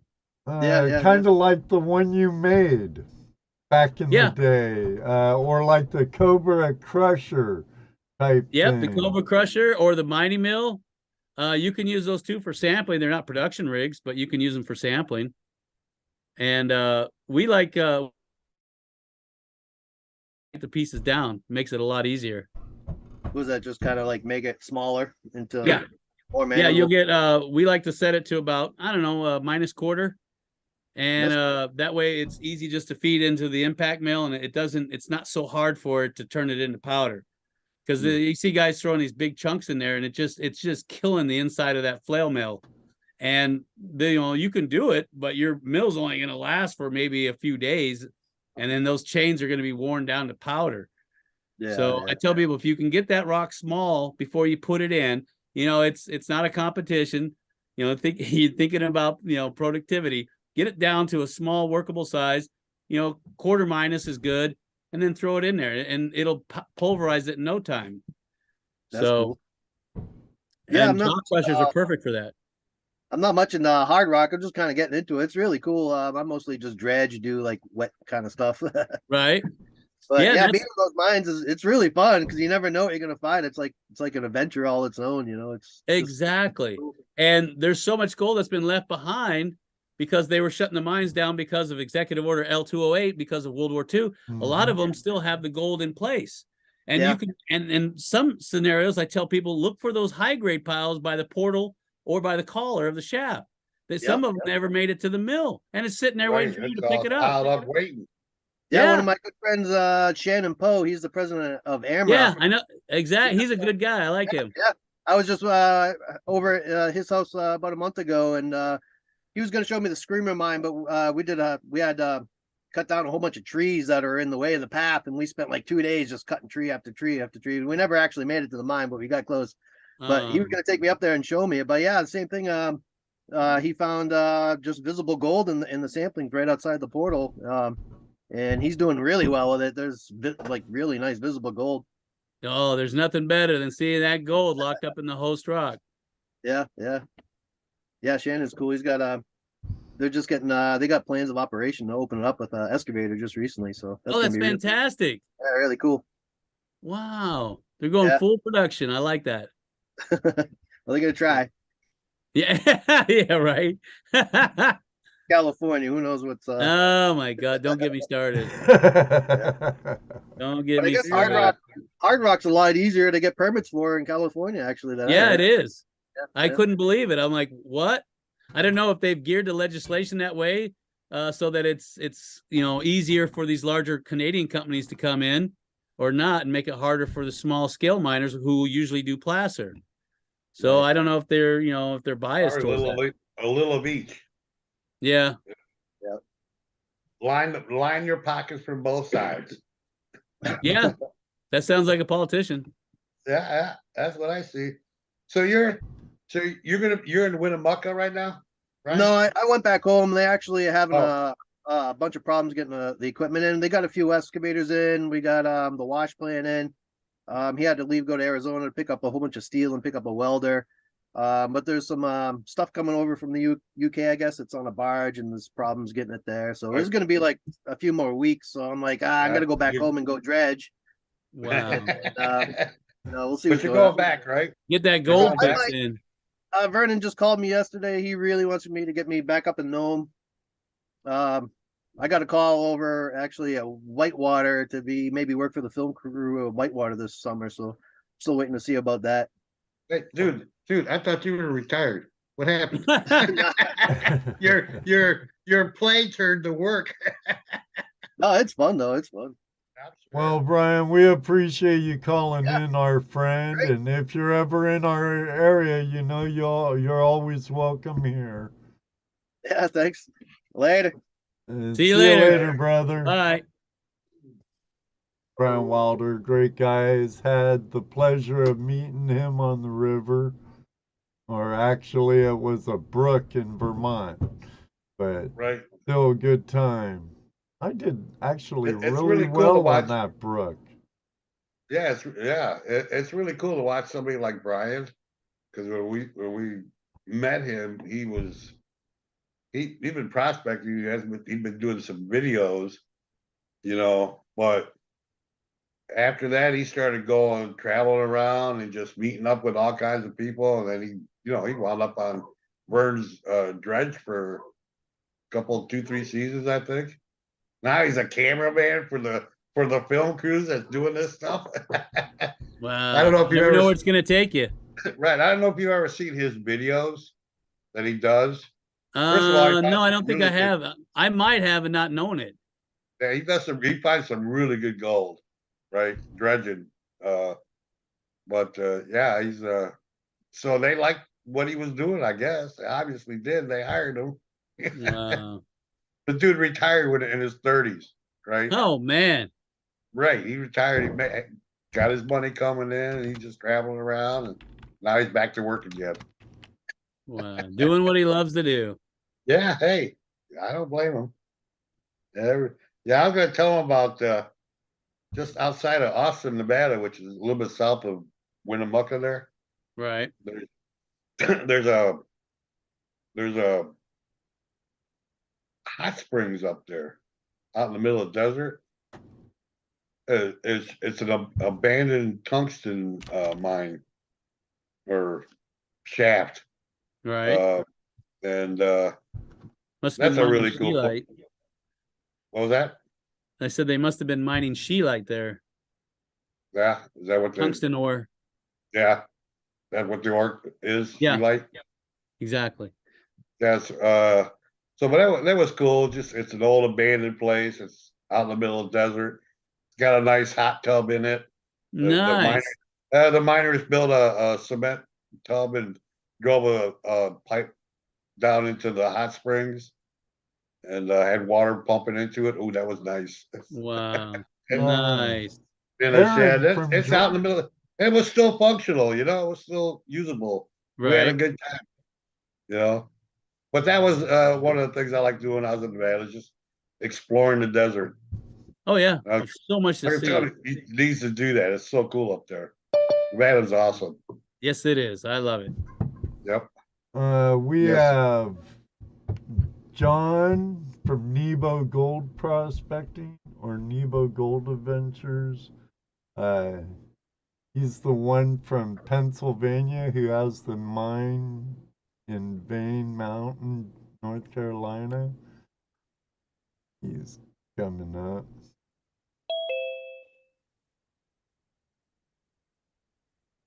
And Aaron Rookie from, gold prospector. yeah. What are your thoughts on Keen RC1? TRC1? Keen. Keen RC1. Is it a Oh, rock Keen. crusher? Keen. Oh well, You know who Keen is, right? yeah. Well, yeah. You've heard of that name, I'm sure. I think I've heard of Keen somewhere. I can't put Yeah. my finger on it. Yeah, I hear you. Yeah, no, Keen makes some fantastic products. I love Keen. The small, I think he's talking about the small impact grinder. It's like a small mill that they make that sits on the 5-gallon bucket, and then they got the RC46, and which is a single roller, and they make a double roller that has the jaw crusher incorporated into it. All fantastic machines. I love them all. In fact, we're working on getting a RC46 from Keen as we speak to work some of the ore that we're pulling out of this mine. Nice. Cool. That's nice. I like the trommel you made in your cleanup tent. Oh yeah, we put that together years ago, just out of some spare square tubing that we had laying around and some mesh, and just whipped it together and got the bugs out, and it worked fine. Well, with So we're still using it. So with your shop and your know-how, your handy know-how, I could see it very easily. John, we can't see you and your mic's muted. But yeah. Wow. I'm looking at pictures. I'm looking at curious. pictures. You're of Nevada probably right too now. busy now to even have your mechanic shop open, huh? Or totally we left leased that someone in out. control. No, we leased it out to somebody else. So we get a percentage from that, and I don't mess with it anymore. Okay. Cool. Now, here's the question. I have two since John, there he's coming, but before John gets in. You hear me now? Yeah. Yep. Hey, Hear you we now. hear you. Here, I'll let Good. John do it and I'll wait. What's up, John? Oh, it's great to be here, guys. Jeff, Oh, Oh. welcome Talk to you, aboard. man. Welcome aboard. I got a hat just like that one. I should have wore it. Yeah, fedora. My favorite hat. Yeah.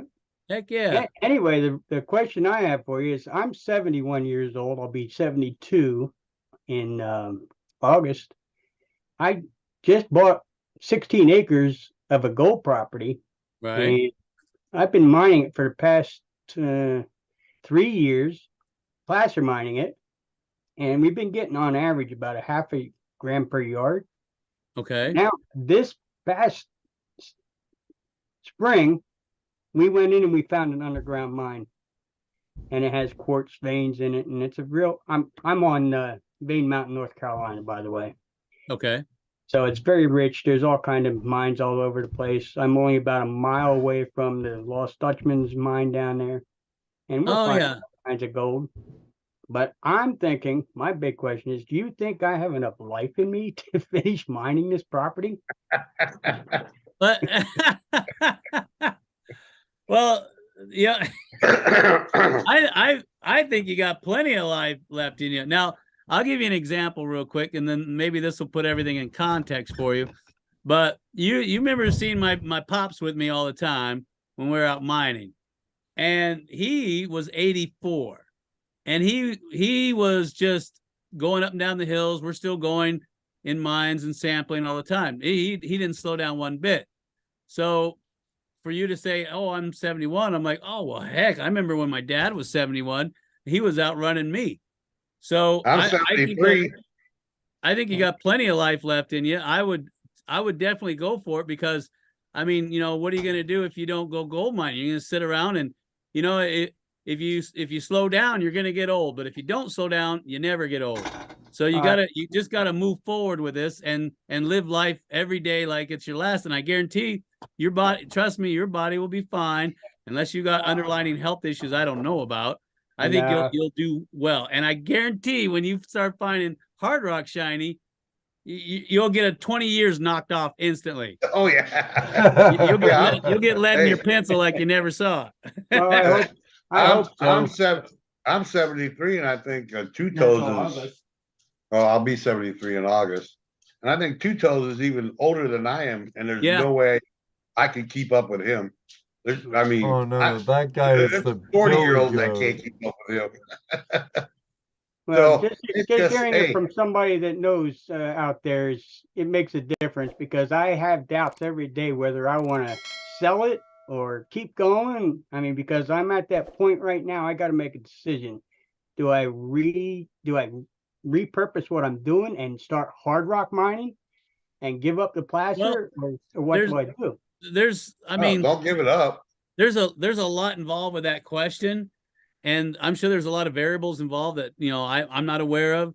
So the first thing I'd say is, look, if there's enough reserves and the grade is good in the hard rock, and you know you have the financial, you know, stability to be able to invest in this and make it work, I say yes. But you know, if you're in the middle of some type of decision where financially you have to, you know, either pull out or keep working, that's a whole different ball game.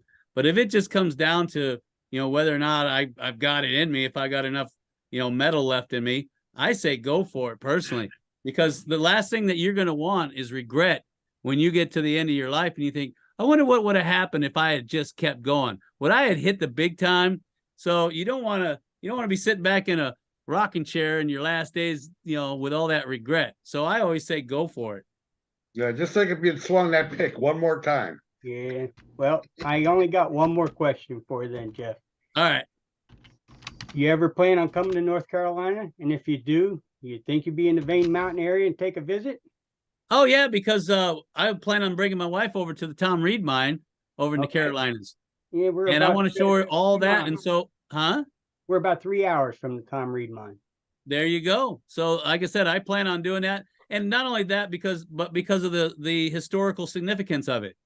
So, I really want to do a video of that, and I get so many requests saying, Jeff, when are you going to get out here to the East Coast, especially down here around the Carolinas and Georgia, the slate belts that run through here? And I said, you know what? That's a good question. I really need to get out there, because we focus so much on the West Coast, and I know it's because that's where we live, but I really need to get out to the East Coast, and that way the people who are out there, they can have a taste of what they should be looking for as well. I've been to New York millions of times, but I really don't go down to your neck of the woods that much. So to answer your question, yes, we'll be going out there. You said it was about the same as what was going on in California, and all the things I see on videos and the rock that they show, it's sure showing up the same way. It's got a lot of iron and mineralization. It's not real white quartz. It's all stained. It's mineralized. And that's what you're looking for. And you got the slate belts, the carbon slate belts, black slate belts that run through there. And you know, to generalize it, it's very similar to what you're getting out in the California slate belts. So if you actually saw what I'm looking at out there, you'd be able to tell what I'm doing. I have no clue on how to assay this stuff. I've never hard rocked mine Well- before. So like I said, I'm just getting started in it. Well, what you can do just to give yourself, a little bit of a push, a little motivation, if you will, is if you can find some of the vein material that's just super mineralized. I mean, it's just screaming that it's got something in a lab and have it assay. Now, they have assay labs everywhere in the back of the ICMJ if you want to look for one back there. We've been going to one out in California called Reed Labs. I send it in just to see what's in there, and don't just get one spot, get it from several locations just to make sure that, you're giving the vein a fair chance. And have the assay report give you that motivation, because I have a feeling when you see that and you see the ounce per ton, 1 ounce, 2 ounce, maybe 3 ounce per ton, it's definitely gonna, take a few years off you, and you're gonna spring into life. Now, I Well- guess Yeah, Oh, man. a Yeah, you can- jackhammer or something. they're relatively cheap, and they make the SDS and they make the SDS Max. I like the Max. It's got a bigger chuck on it, bigger bit, and just go out there and grind out some of that stuff. And you only need, for most assay labs, you only need like maybe a pound and a I half was gonna ask you that. in a Ziploc bag. Put it in a if it fits, ship box, which is the the little tiny FedEx box, or not FedEx but USPS box, and ship it off to one of these labs and just have them take a look at it, just for fun. Because if it's what I think it is, you might be sitting on something very rich. And trust me, when you get the numbers back and they are what I think they are, the motivation's going to go through the roof. Well, there's mines all over the area, so I know I'm in the right area. I mean, Right. They didn't call it Vein Mountain for nothing, right? I know, right? So what kills me is I can't believe you're actually asking me what I should do. Me, I'd be like, well, heck, I'm gonna. You already had it done. I'm gonna sample the heck out of it, find out what's in it. Me, I wouldn't be able to wait. I'd have to run it through a jaw and then an impact mill and then pan it out myself. But I'd definitely Well, send it that's, for assay. So I was gonna ask you about how much do you need, but you answered. You say about a pound or Yeah, pound and a half is what the labs usually ask for, so they can get a significant quantity, so they can crush it and part it and do all the other things they do with it. right. Now that So, sample, and as should far that as- be the amount of the material that I think is the best material, or a sample of the whole quartz vein Now, itself? what I like to do is when I send samples in, just because I like, I like to get a taste of both sides of the coin. So what I'll do is I'll run a sample across the vein, just a general section of the vein that looks average. And then I'll go and I'll cherry pick those nice juicy pockets. And then what I'll do is I'll pull, if there's any fault gouge, I'll pull the fault gouge, or I'll pull on the outer edges of the vein. Then I'll send all 3 samples in. And of course, you label your bags when you go to send it in. Average ore, high grade, and wall rock. And then see what that comes back as. That way you get a better snapshot. Because if you just cherry pick, it's obvious your numbers are going to be higher. I'll see So you guys you want to later. get in. Up. I was Where'd you going- go? I was gonna go get something in there. I was gonna go.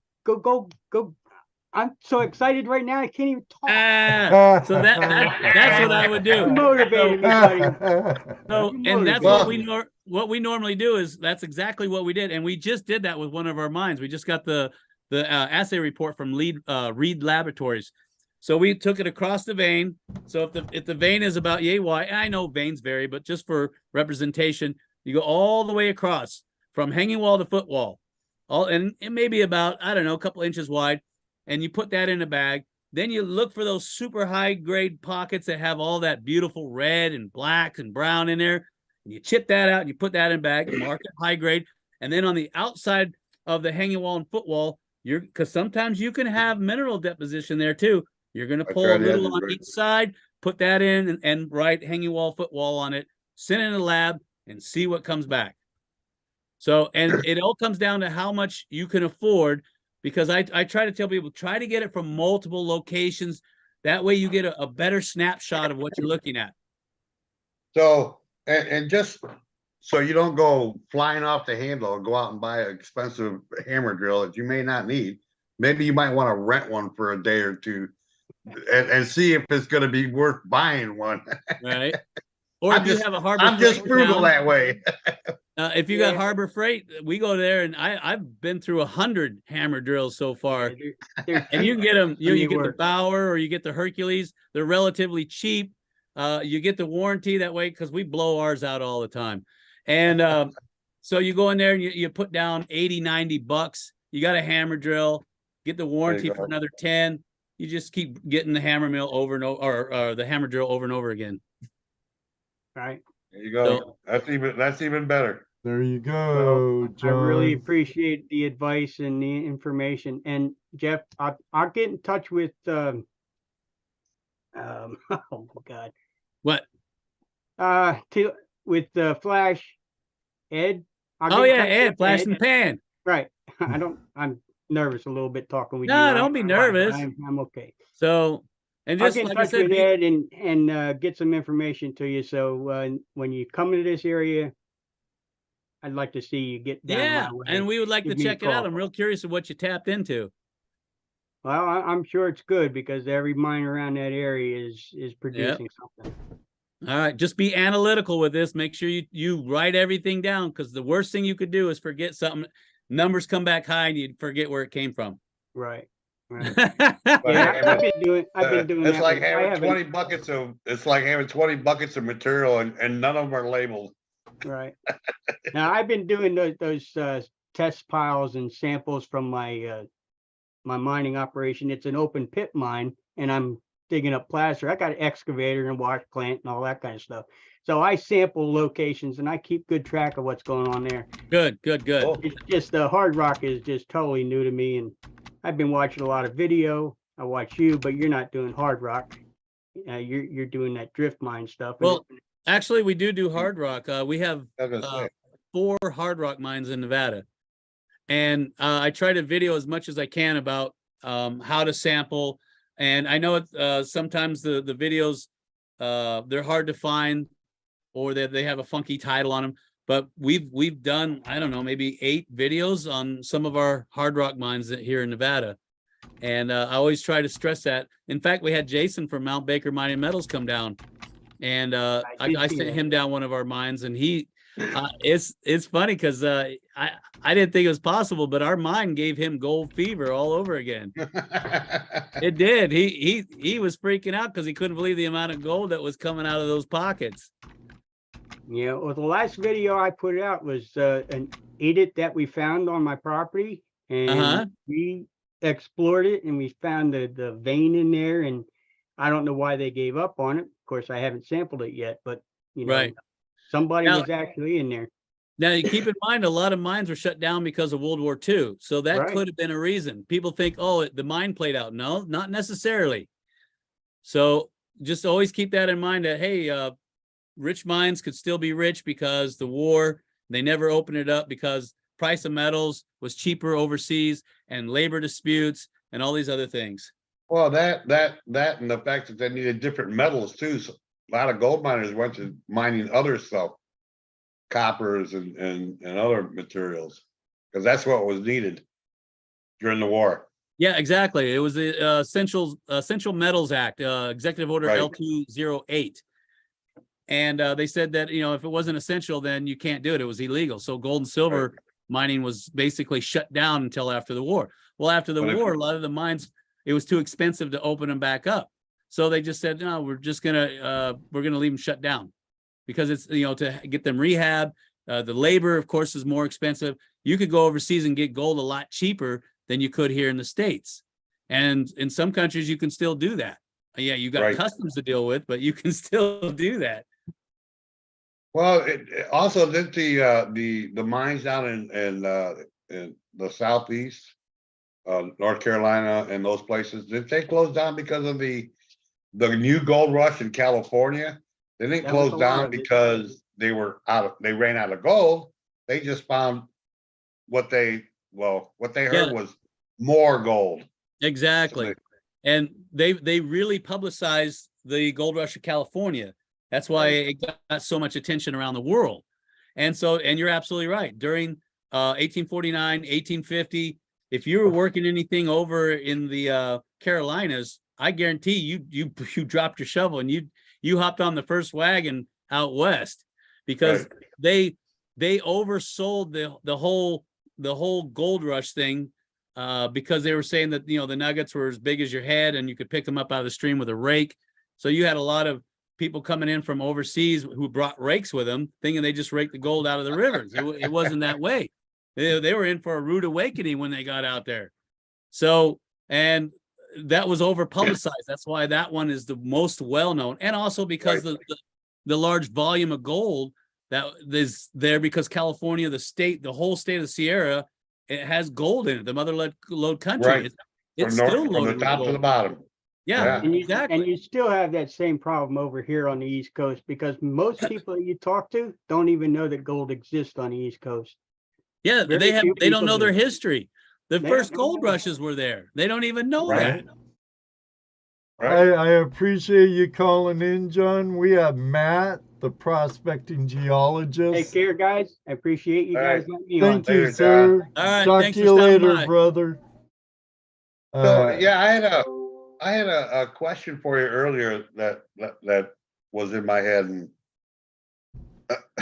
so now, when you started doing hard rock mining, I'm going to go back to hard rock a little bit. When you started doing that, you had to learn everything, didn't you? I mean, as far as how to, I know that you had general knowledge at it, but there was a lot of things you still had to learn to actually do what you were doing, right? For Is that hard rock? something? Yeah, Well, there's a lot of it that I already knew, right, book-wise, right, having a degree in geology, but that's the thing I tell people is you can be the smartest person book-wise, get out in the field, and you can't find your tail. So, Right. and each deposit is different. You can't just say, well, I know epithermals, I know mesothermals, so I know them all. No.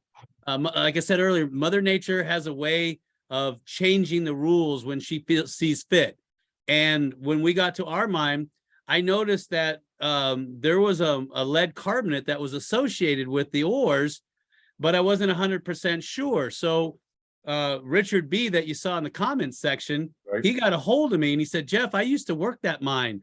And I'm going to tell you some secrets about the ore and the deposition models that were going on, and the mineral assemblages and what you should be looking for, because I used to do assays out there. And he says, I bet you were having problems finding silver and other elements in there when you were doing your cupulation, and you couldn't get a beautiful button to save your life, and it was all wrinkled. I said, yeah, what the hell's in the ore? He says, you got a lot of palladium in there, and it's causing issues. We found that out when we started doing assays. He says, it's going to be hard to part that out. He says, so I don't know how you're going to do it. We just send it into the refinery the way it was after we cupelled it. And I said, oh, okay. So I was like, I was trying to figure that out. And I noticed that there's a lot of wolfenite that was associated with it too. He says, yeah. He says, when you go to smelt that, it's going to act as a collector metal. So you don't have to put any litharge in there with it. And I thought, well, that's convenient, because I remember we did our first assay. Even Jason from Mount Baker Metal, he went to run a bunch of ore, and when he popped out his first crucible, the whole thing at the bottom of the cone was lead. And he's like, what the hell is that? And then he realized, I told him, I says, Richard told us there's a lot of wolfenite. You can see the crystal formations everywhere down there in all the little vugs. And he said, wherever you find that is where you're going to find high concentrations of gold, or with the hematite. And sure enough, he was right. And I says, that's actually a win-win for us, because then I don't have to put, I can just crush it all up, throw it in a crucible. I can put some Hank Chapman in there or some borax, whatever I want. And the wolfenite's going to act as a collector metal. And then all I have to do is cupel it after that, and I'm done. So I was like, well, that's fantastic. But I didn't know that. I was like, oh man, this is different down here. I do know that the area has lead carbonates associated with the ore, but the wolfenite, that one kind of threw me off a little bit. Kind of saved you some steps there, huh? Mm-hmm. Hey, Matt, what's up? The prospect. how you doing? Matt. Jeff, good to finally meet you. I know, right? I love your work that you do with LiDAR. I thought that was fantastic. I always try to refer over to your site. Thank you. when people are trying to use LiDAR for that, because you did some really good videos on that. And when I saw that, I was like, oh man, I got to let people know that that's an easy way. And then I always put your links in there because you know more about it than I do. And you have a system of actually creating the small little grids for any location. And you actually do, I think you still do that for people for a fee. And I thought, well, a lot of people like myself are lazy and we don't want to do it. We don't want to learn all that crap. So I'm like, just go to him, pay him whatever, you know, his fee is, and he'll make you one based on the coordinates that you give him. How easy is that? Yeah, Right. yeah, I've been doing that a bit and stuff, but I've started to refer people. There's actually now an app on your phone that literally has LiDAR built into it for free. It's a great app too, So man. I've started referring people to that. I'm probably going to stop producing it. I can produce a bit higher quality than what it has, Right. but it's good enough, and you can just scroll over mass areas, and I can't do that when I make my own. Oh, When I make my own, if I try and go too big of an area, it'll crash the entire computer. oh God. It's Well, I'm going to so- have to learn that. I know I've got it on my iPhone. Cal my- Topo. And my missus is always trying to show me, but I'm like, I don't got time. I got to go dig a hole. Yeah, Cal Topo is Well, fantastic. Think how Okay, much I'll have time, to check it out. Jeff, think how much time you'd save if you learned that app and you wouldn't have to go dig that hole, you go find the hole. I love Well, digging we- holes. We always like to joke somewhat that, like, in some of your videos and stuff, you're like, oh yeah, look over there, you can see that dike and those trenches cut on it like a mile away. And we're like here on the East Coast looking like, yeah, I see Trees. everywhere. And that's a good point, because I'm basically, I can see just about everything I need to, or I Yeah. can do drone shots to find out. Yep. And to me, it's like, well, I don't really have to learn that, so I'm just gonna keep doing that. Yeah. You Yeah. guys got all that, the trees and the foliage and all that overgrowth that you have to deal with. So yeah, the So- trees and the foliage, and then it being mainly private property. So it lets you Oh, be yeah, much that's more right. selective. So you can Right. figure out like, oh, this property actually has workings on it, even though there's not a documented mine. Right. And then you can go and contact that owner specifically, where you out west, a lot of times you can just like go walk around. Yeah. Yeah. Most Look of at it's it all. BLM. And all Yeah. you got to do is check land status. Yep. And if it's open, hey, you can file a claim right then and there and go to town. Yeah. So there's definitely some differences there with it. And that's why I think for East Coast stuff, it's a huge help. And then also parts of the West Coast, you get up in Oregon, Washington, parts Exactly. of California where you can't see anything That's true. on That is true. aerials and stuff. But like, yeah, Arizona, Nevada, you can, Yeah. it I'm helps. spoiled. It helps see it a little better, but a lot of times you can look and be like, yeah, I can see it all through there on the Google Earth aerial view. Right. Or if you're doing your drone stuff, you can do the video tomography mapping and stuff and make your own higher definition map with a drone and everything too. So, Exactly. yeah, but I'm self-taught on LiDAR. I took a few GIS courses during undergraduate and stuff, but I didn't really get into it then. Couldn't understand the professor who taught any of it. You know, and that's a good valid point. I'm glad you brought that up. I had a really good professor. We got along. He had a great sense of humor, and we joked a lot. And I think it all comes down to who is teaching you. If Mhm. you're going to retain it, if you find it interesting or not, or if you Uh-huh. just shut down and you're like, I really don't want to get involved with this.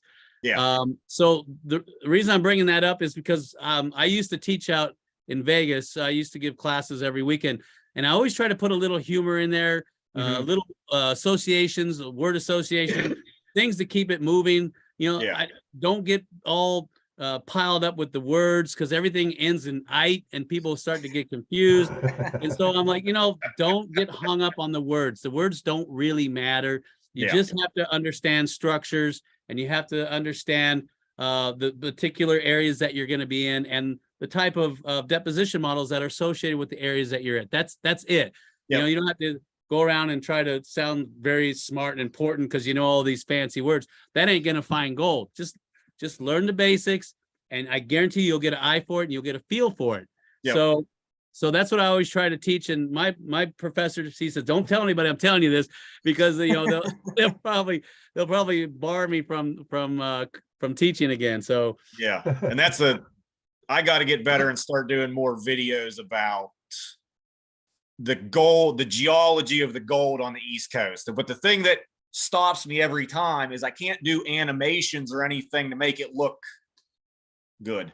You could always, you can outsource that. You could go to like Fiverr or something like that and try to outsource it if you really wanted to. Possibly, yeah. Or like one of those looked into doing that. whiteboard programs that will draw you a cartoon. Yeah. and stuff. I'm just gonna start drawing the various like subduction zones and how everything evolved on the East Coast for the first one on a whiteboard myself. I think that, to keep it simple. Yeah, just have the whiteboard there. I've seen people do that and then just draw it out or have it have maybe certain ones pre-drawn out. So you put it up so people aren't going, well, this take forever. Have them pre-drawn and you're like, okay, this is like this or this, and then just get involved with it, because I think if you get bogged down with the technology, then you won't do it. You'll be like, no, it's too complicated. That's what keeps happening to me. And I want its evolution and the general idea of how the gold got in place, not going into specific deposits. So why don't you do that? I mean, the next video do that. I'm working on it. It's one of the next couple of videos going to be coming up probably. Okay, yeah, I look forward to see it. I want to see that. There's probably going to be a bunch of wrong stuff because there's so many conflicting models on what they think how these various deposits form, but a lot seem to come back to submarine exhalatives. Right. As the primary model for the deposition, probably happening during either the breakup of Rodinia or sometime in between with some volcanics happening on the margins, probably over in Africa, and then it breaking off back arcs and coming and getting accreted to North America. So most of the gold on the southeast coast, from what I can tell, is not original to North America. It's probably it's over. Yeah, it's all North or African. Exactly. In affinities. And so what I usually like to do is, and we know this, that, you're always going to have different models come out, different explanations come out, conflicting explanations. I always go with what I think happened. Yeah. And then I just let the cards fall where they may, because people are like, oh, well, I just got done taking this type of class and they said this, this, and this. That's great. And I'd like to learn that. But as far as I know, this is how it happened. And it looks the way this is from all the facts and details that I've gathered. This is what I think it is. Yeah. So just go with what model you think happened based off of just observation. And that's what I always do. And yeah, I have been corrected. And that's part of this whole process. Like I said earlier on this show, is you can't know it all. None of us know it all. I don't know anybody who knows it all. I mean, no, not at all. And we're constantly learning as the processes evolve. So you have to bite the bullet sometimes and say, yeah, I was wrong, but I would like to learn what you know about this, and then we can learn together. Yeah. And some of the issue is there's very little to no good research that's been done on the deposits in Virginia. So I usually have to relate those to North Carolina. Has a ton of good papers on a bunch of their deposits. So I usually have to kind of relate them to that, since the Chopawamsik formation in Virginia, they believe kind of co-evolved with the Carolina slate belt and stuff. Right. During the Taconic, Avalonian, Caledonian, orogeny, whichever one in part of the country you want to talk about. And I guarantee you're gonna get some college professors out there that they're gonna be like, oh, I'm telling you right now, that's incorrect, and they're gonna give you a long comment about why it's incorrect. I get those all the time, and I'm like, hey, I'm totally open. If you got a better explanation, I'm totally open to hear it. But if it don't fit, then I'm gonna just I'm gonna exclude it. For East Coast stuff, you'd really need what's his name, Hibbard or Hubbard, exactly. out of Knoxville, Tennessee. He is like as far as like East Coast evolution of the tectonics and stuff, he seems to be the main guy out there mapping papers, all that for the past 30, 40 years or more. But that's fantastic. So I want to see that on the next video that you put out, is a whiteboard explanation. Next one's going to be LiDAR.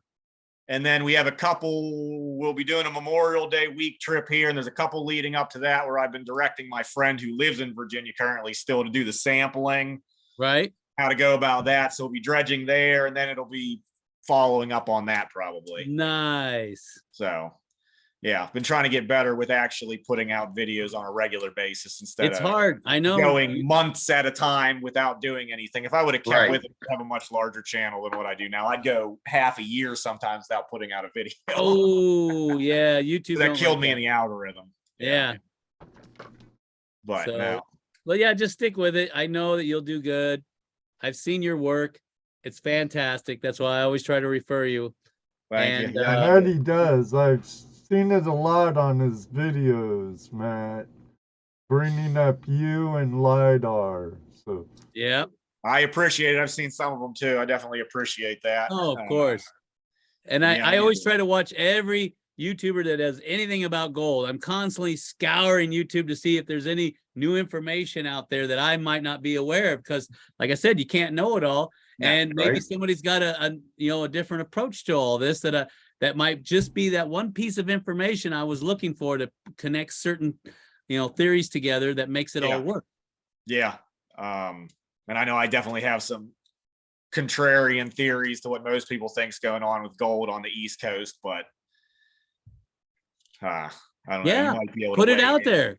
I would I love to mean, hear it because So the general thought is like everybody always likes to say, oh, it's flooding, gold's moving and all that type of stuff. And even in California, from what I read, it seems like it takes 100-year flood event to really get gold moving, even in California. right. And the East Coast, if you take a look at the drops of our rivers, if you take a look at the river profile of like East Coast rivers in Virginia, Carolinas, Georgia versus like West Coast, the East Coast rivers will be like this nice long gradient going up like this. And the West Coast rivers go like Oh yeah. straight up. And from what I can tell, I just don't think the Southeast Piedmont area in particular, which is the main gold belt, I don't think it has the fall nor the general water to push gold, at least not in recent times. I think it was probably the last ice age when the climate was different. Right. A Might lot have of been ice less age flooding. vegetation locking it all down. And I think probably then, plus the other giveaway for me is that the only profitable placer mining that generally was done throughout the Southeast never took place further than about a mile and a half from the vein source. So that to me, that kind of tells tells you. me that Yeah, I was gonna say in that's a million years, the gold's moved a mile and a half from the dead source. giveaway. Now we did have it was a peneplain at one time. So now what happened before the peneplain? Who knows? It's all gone. It's out off in the Atlantic Ocean. Right. But there has also been a rejuvenation. The Blue Ridge Mountains in and of themselves shouldn't be as tall as they are for how old they are.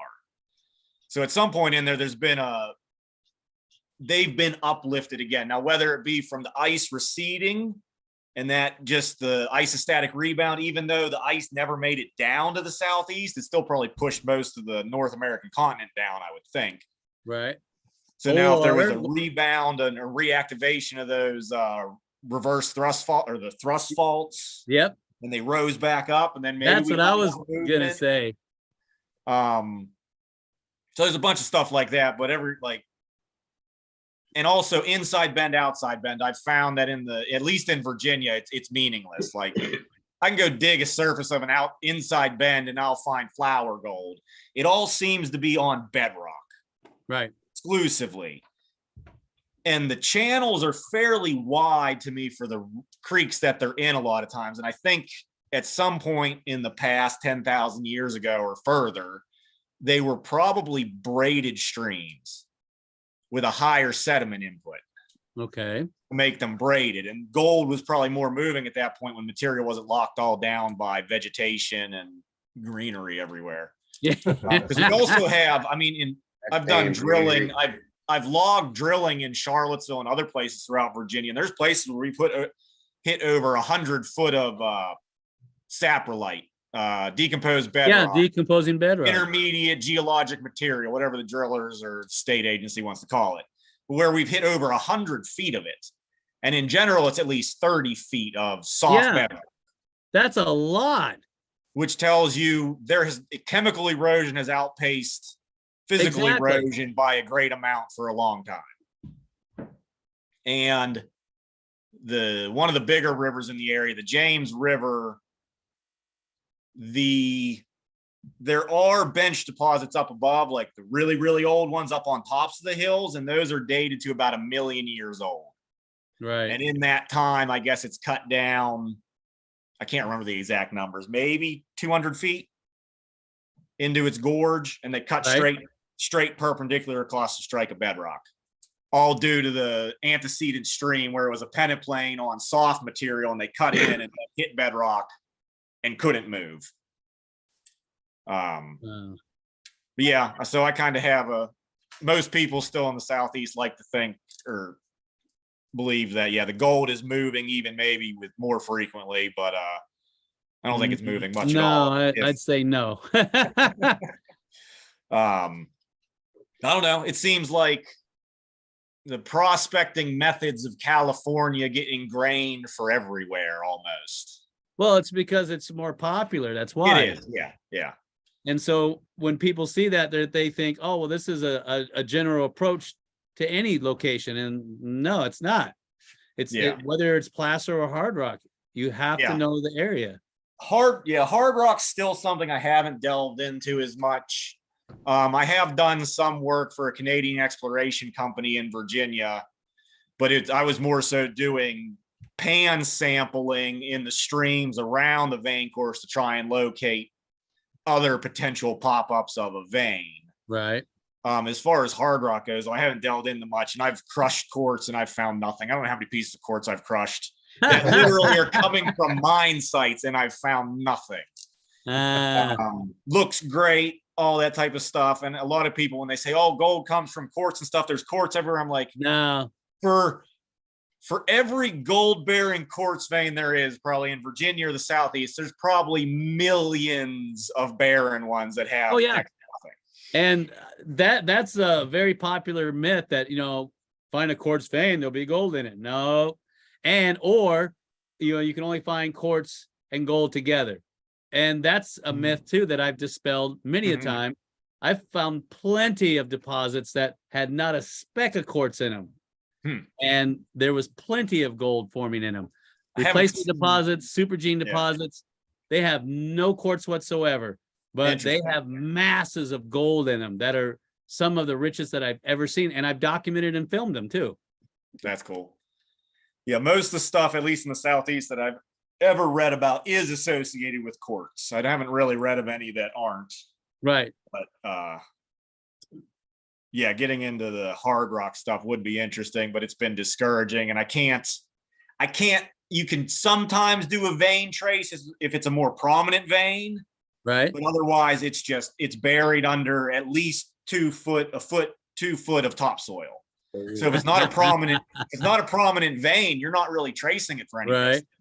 Well, if I was to say anything as far as words of advice for you to get into hard rock, I'd be likely to tell you to start with the older mines and explore those and see the vein structures that they're chasing to get a better understanding, because they've done a lot of work for you already, and all you have to do is simply understand what they were chasing and why, and it's already exposed for you to see, and that'll give you a foundation to play with. And that's been a problem with my main property where I get some of my best gold from, is that there were hard rock workings there. They're all collapsed. Oh no. None of them are open. None of the literature on it says anything about even the strike and dip of the vein, which just kills me. Because that's the basic info. So you'll have there's an adit going into the hillside, more or less against the strike of the bedrock, perpendicular strike. And then you have a bunch of, I think, collapsed parts, and then there's a shaft on top of the hill. Yeah, they're doing a crosscut. But I can't tell if they were were they chasing an actual vein that was perpendicular to the strike of the bedrock, which would be odd for Virginia. But there's also an adit on the other hill that almost lines up. Well, a lot of times what they'll do is what's called a crosscut. It's so much easier for extraction So if you've got a vein that has a northwest strike to it, then what you do is a cross cut from perpendicular approach Yep. to it, and Yes. you would cut into the vein that way.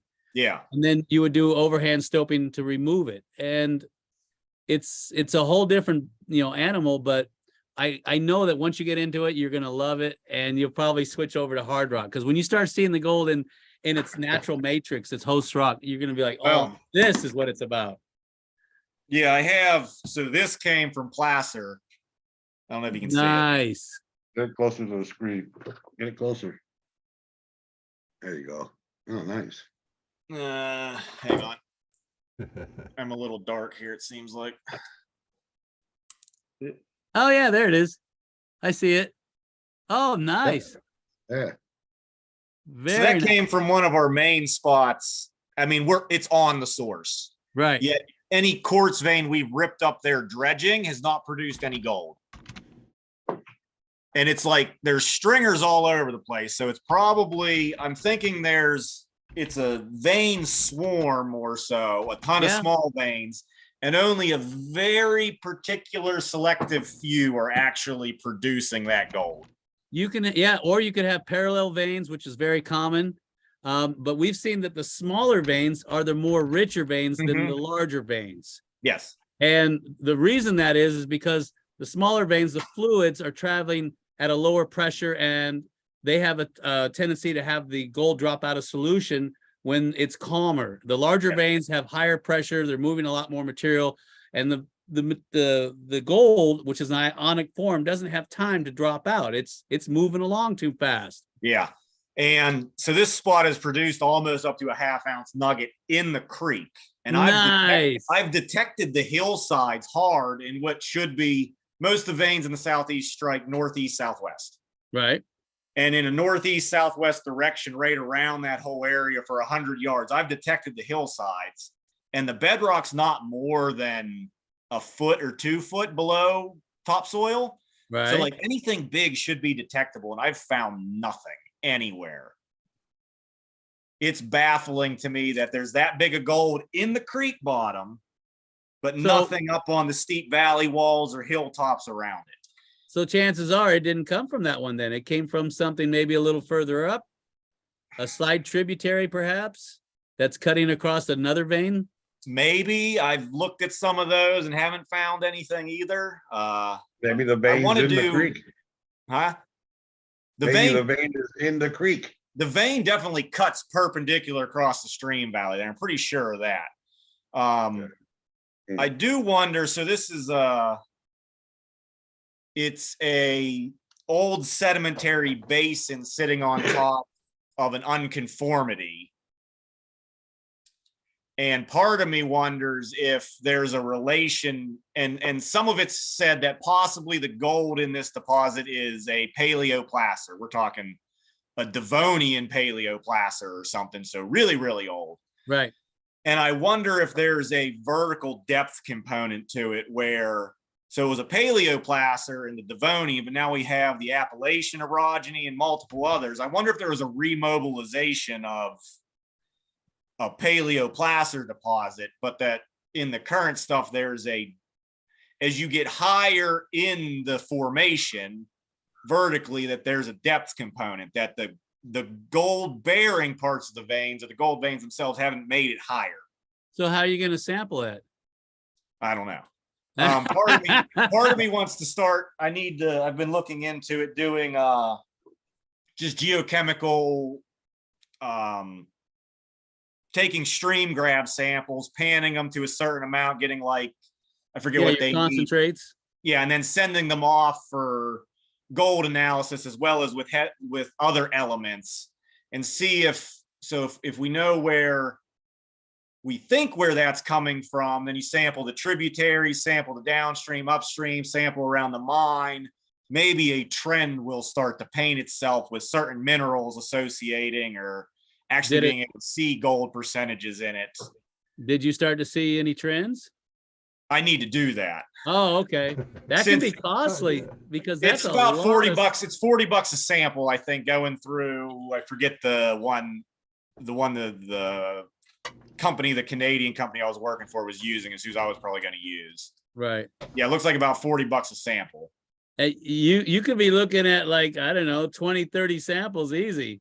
Oh yeah. I think I have mapped out and planned for at least 40 samples or more. It's going to take time is what it's going to take. And that's something people don't realize is that just like mining companies, sampling programs can take up to a year, sometimes 2 years. Yeah. Easy. You've got to know what's in the ground before you start digging. Yep, definitely. Yeah, so I want to start on that. But right now, I lived in Virginia for about 8 years, right there near this whole area. Right. Like within 30 minutes, basically. And now I'm up in Pennsylvania, but we plan to move back to Virginia in about 2 or 3 years. So I'll be able to. Oh, you could always do videos on anthracite. Yeah, I'm not that interested in coal. Coal and brachiopods. Yeah. I do need to find a trilobite. I don't have a good I love those things. We have them out here. Trilobite fields. Yeah. Animites and trilobites.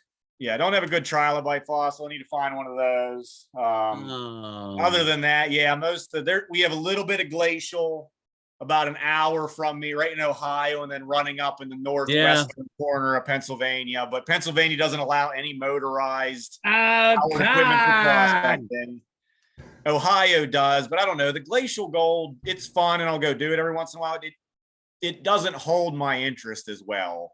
Well, because it's very fine and it's not enough, the bottom line. And it's too hard to catch. Well, it's because Indiana has almost as good a gold as Virginia from what I've seen. The guys dredging in Indiana a lot of times will pull almost what we pull in a day in Virginia. But there's just something about like I could come across the source. And it's all related right there, which makes it really interesting. And the mining history and everything else with it. Whereas like glacial, it's like, yeah, this is from Canada. Exactly. Somewhere. Been pushed down. Not a lot of excitement.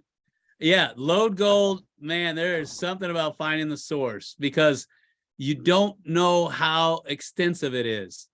And it could be the deal breaker right there. It could make or break you. And you might stumble on something that most people have overlooked.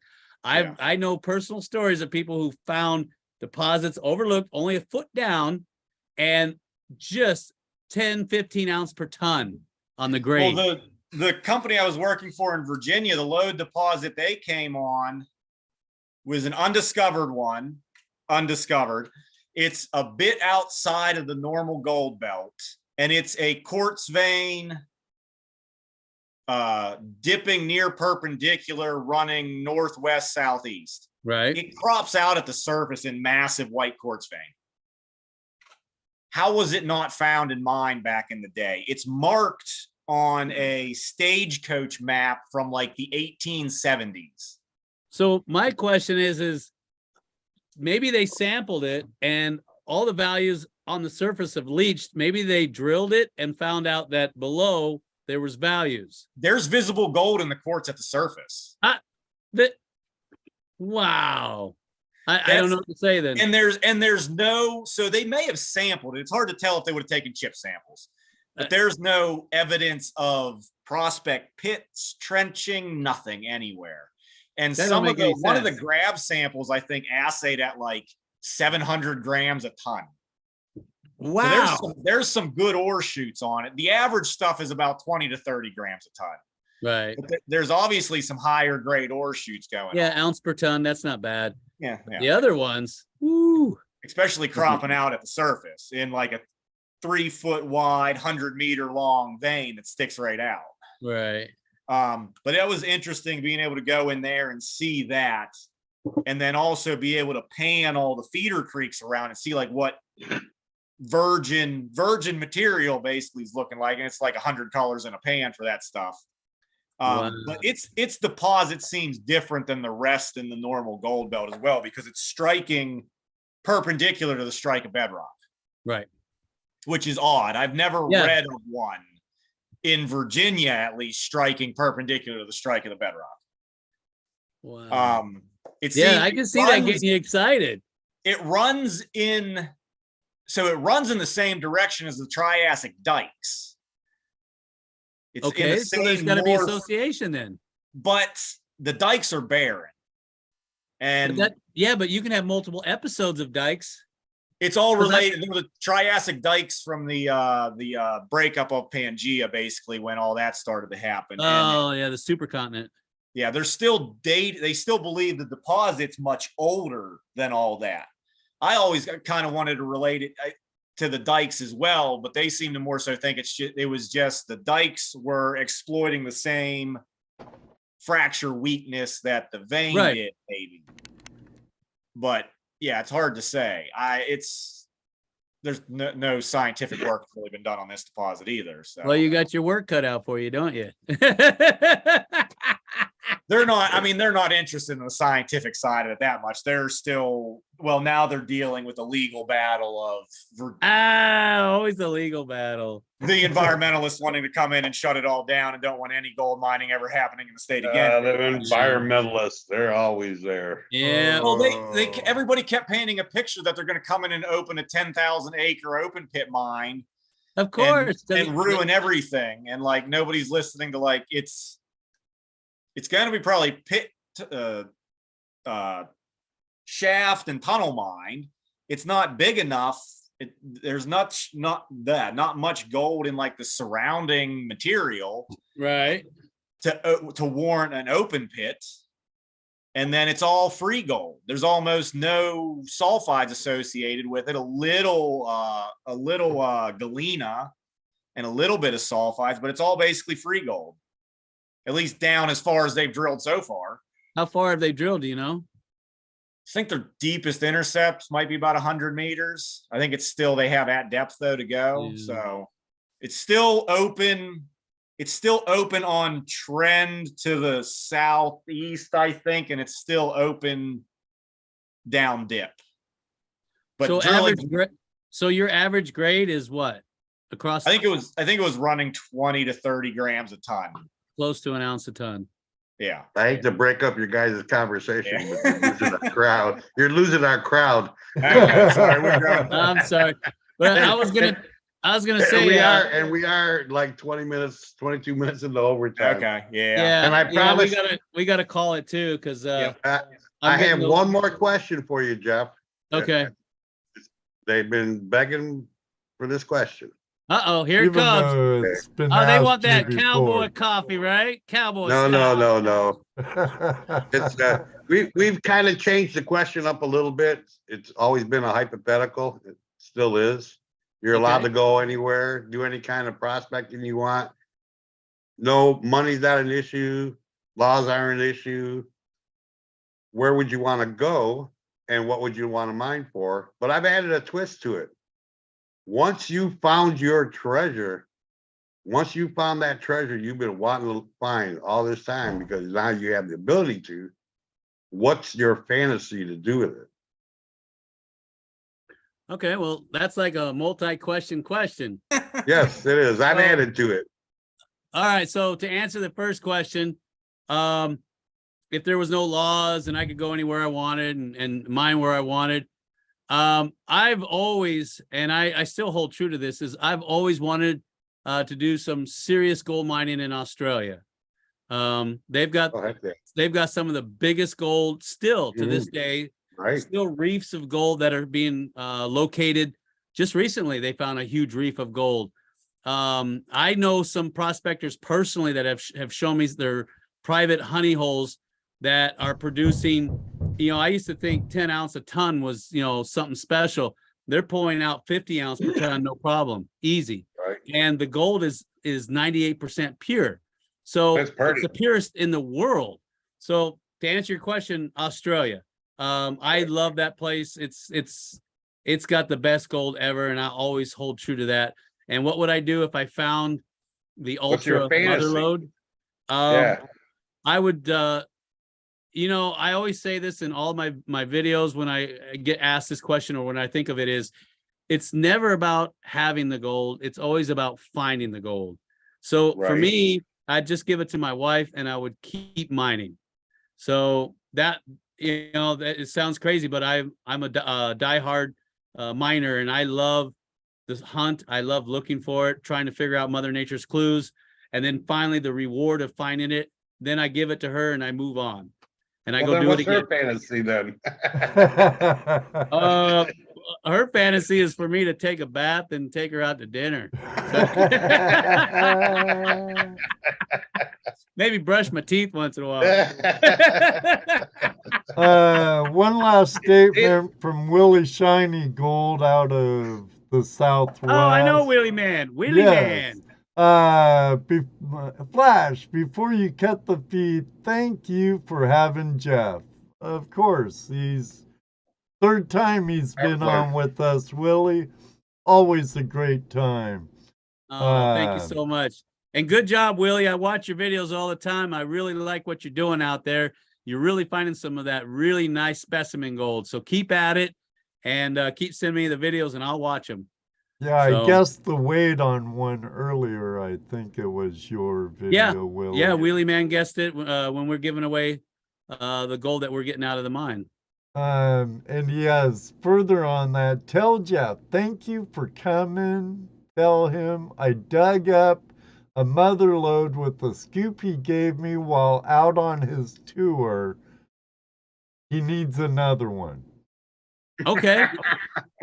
Yeah, we got plenty of them. We get them from Docs Detect, and they're fantastic scoops. I love those scoops.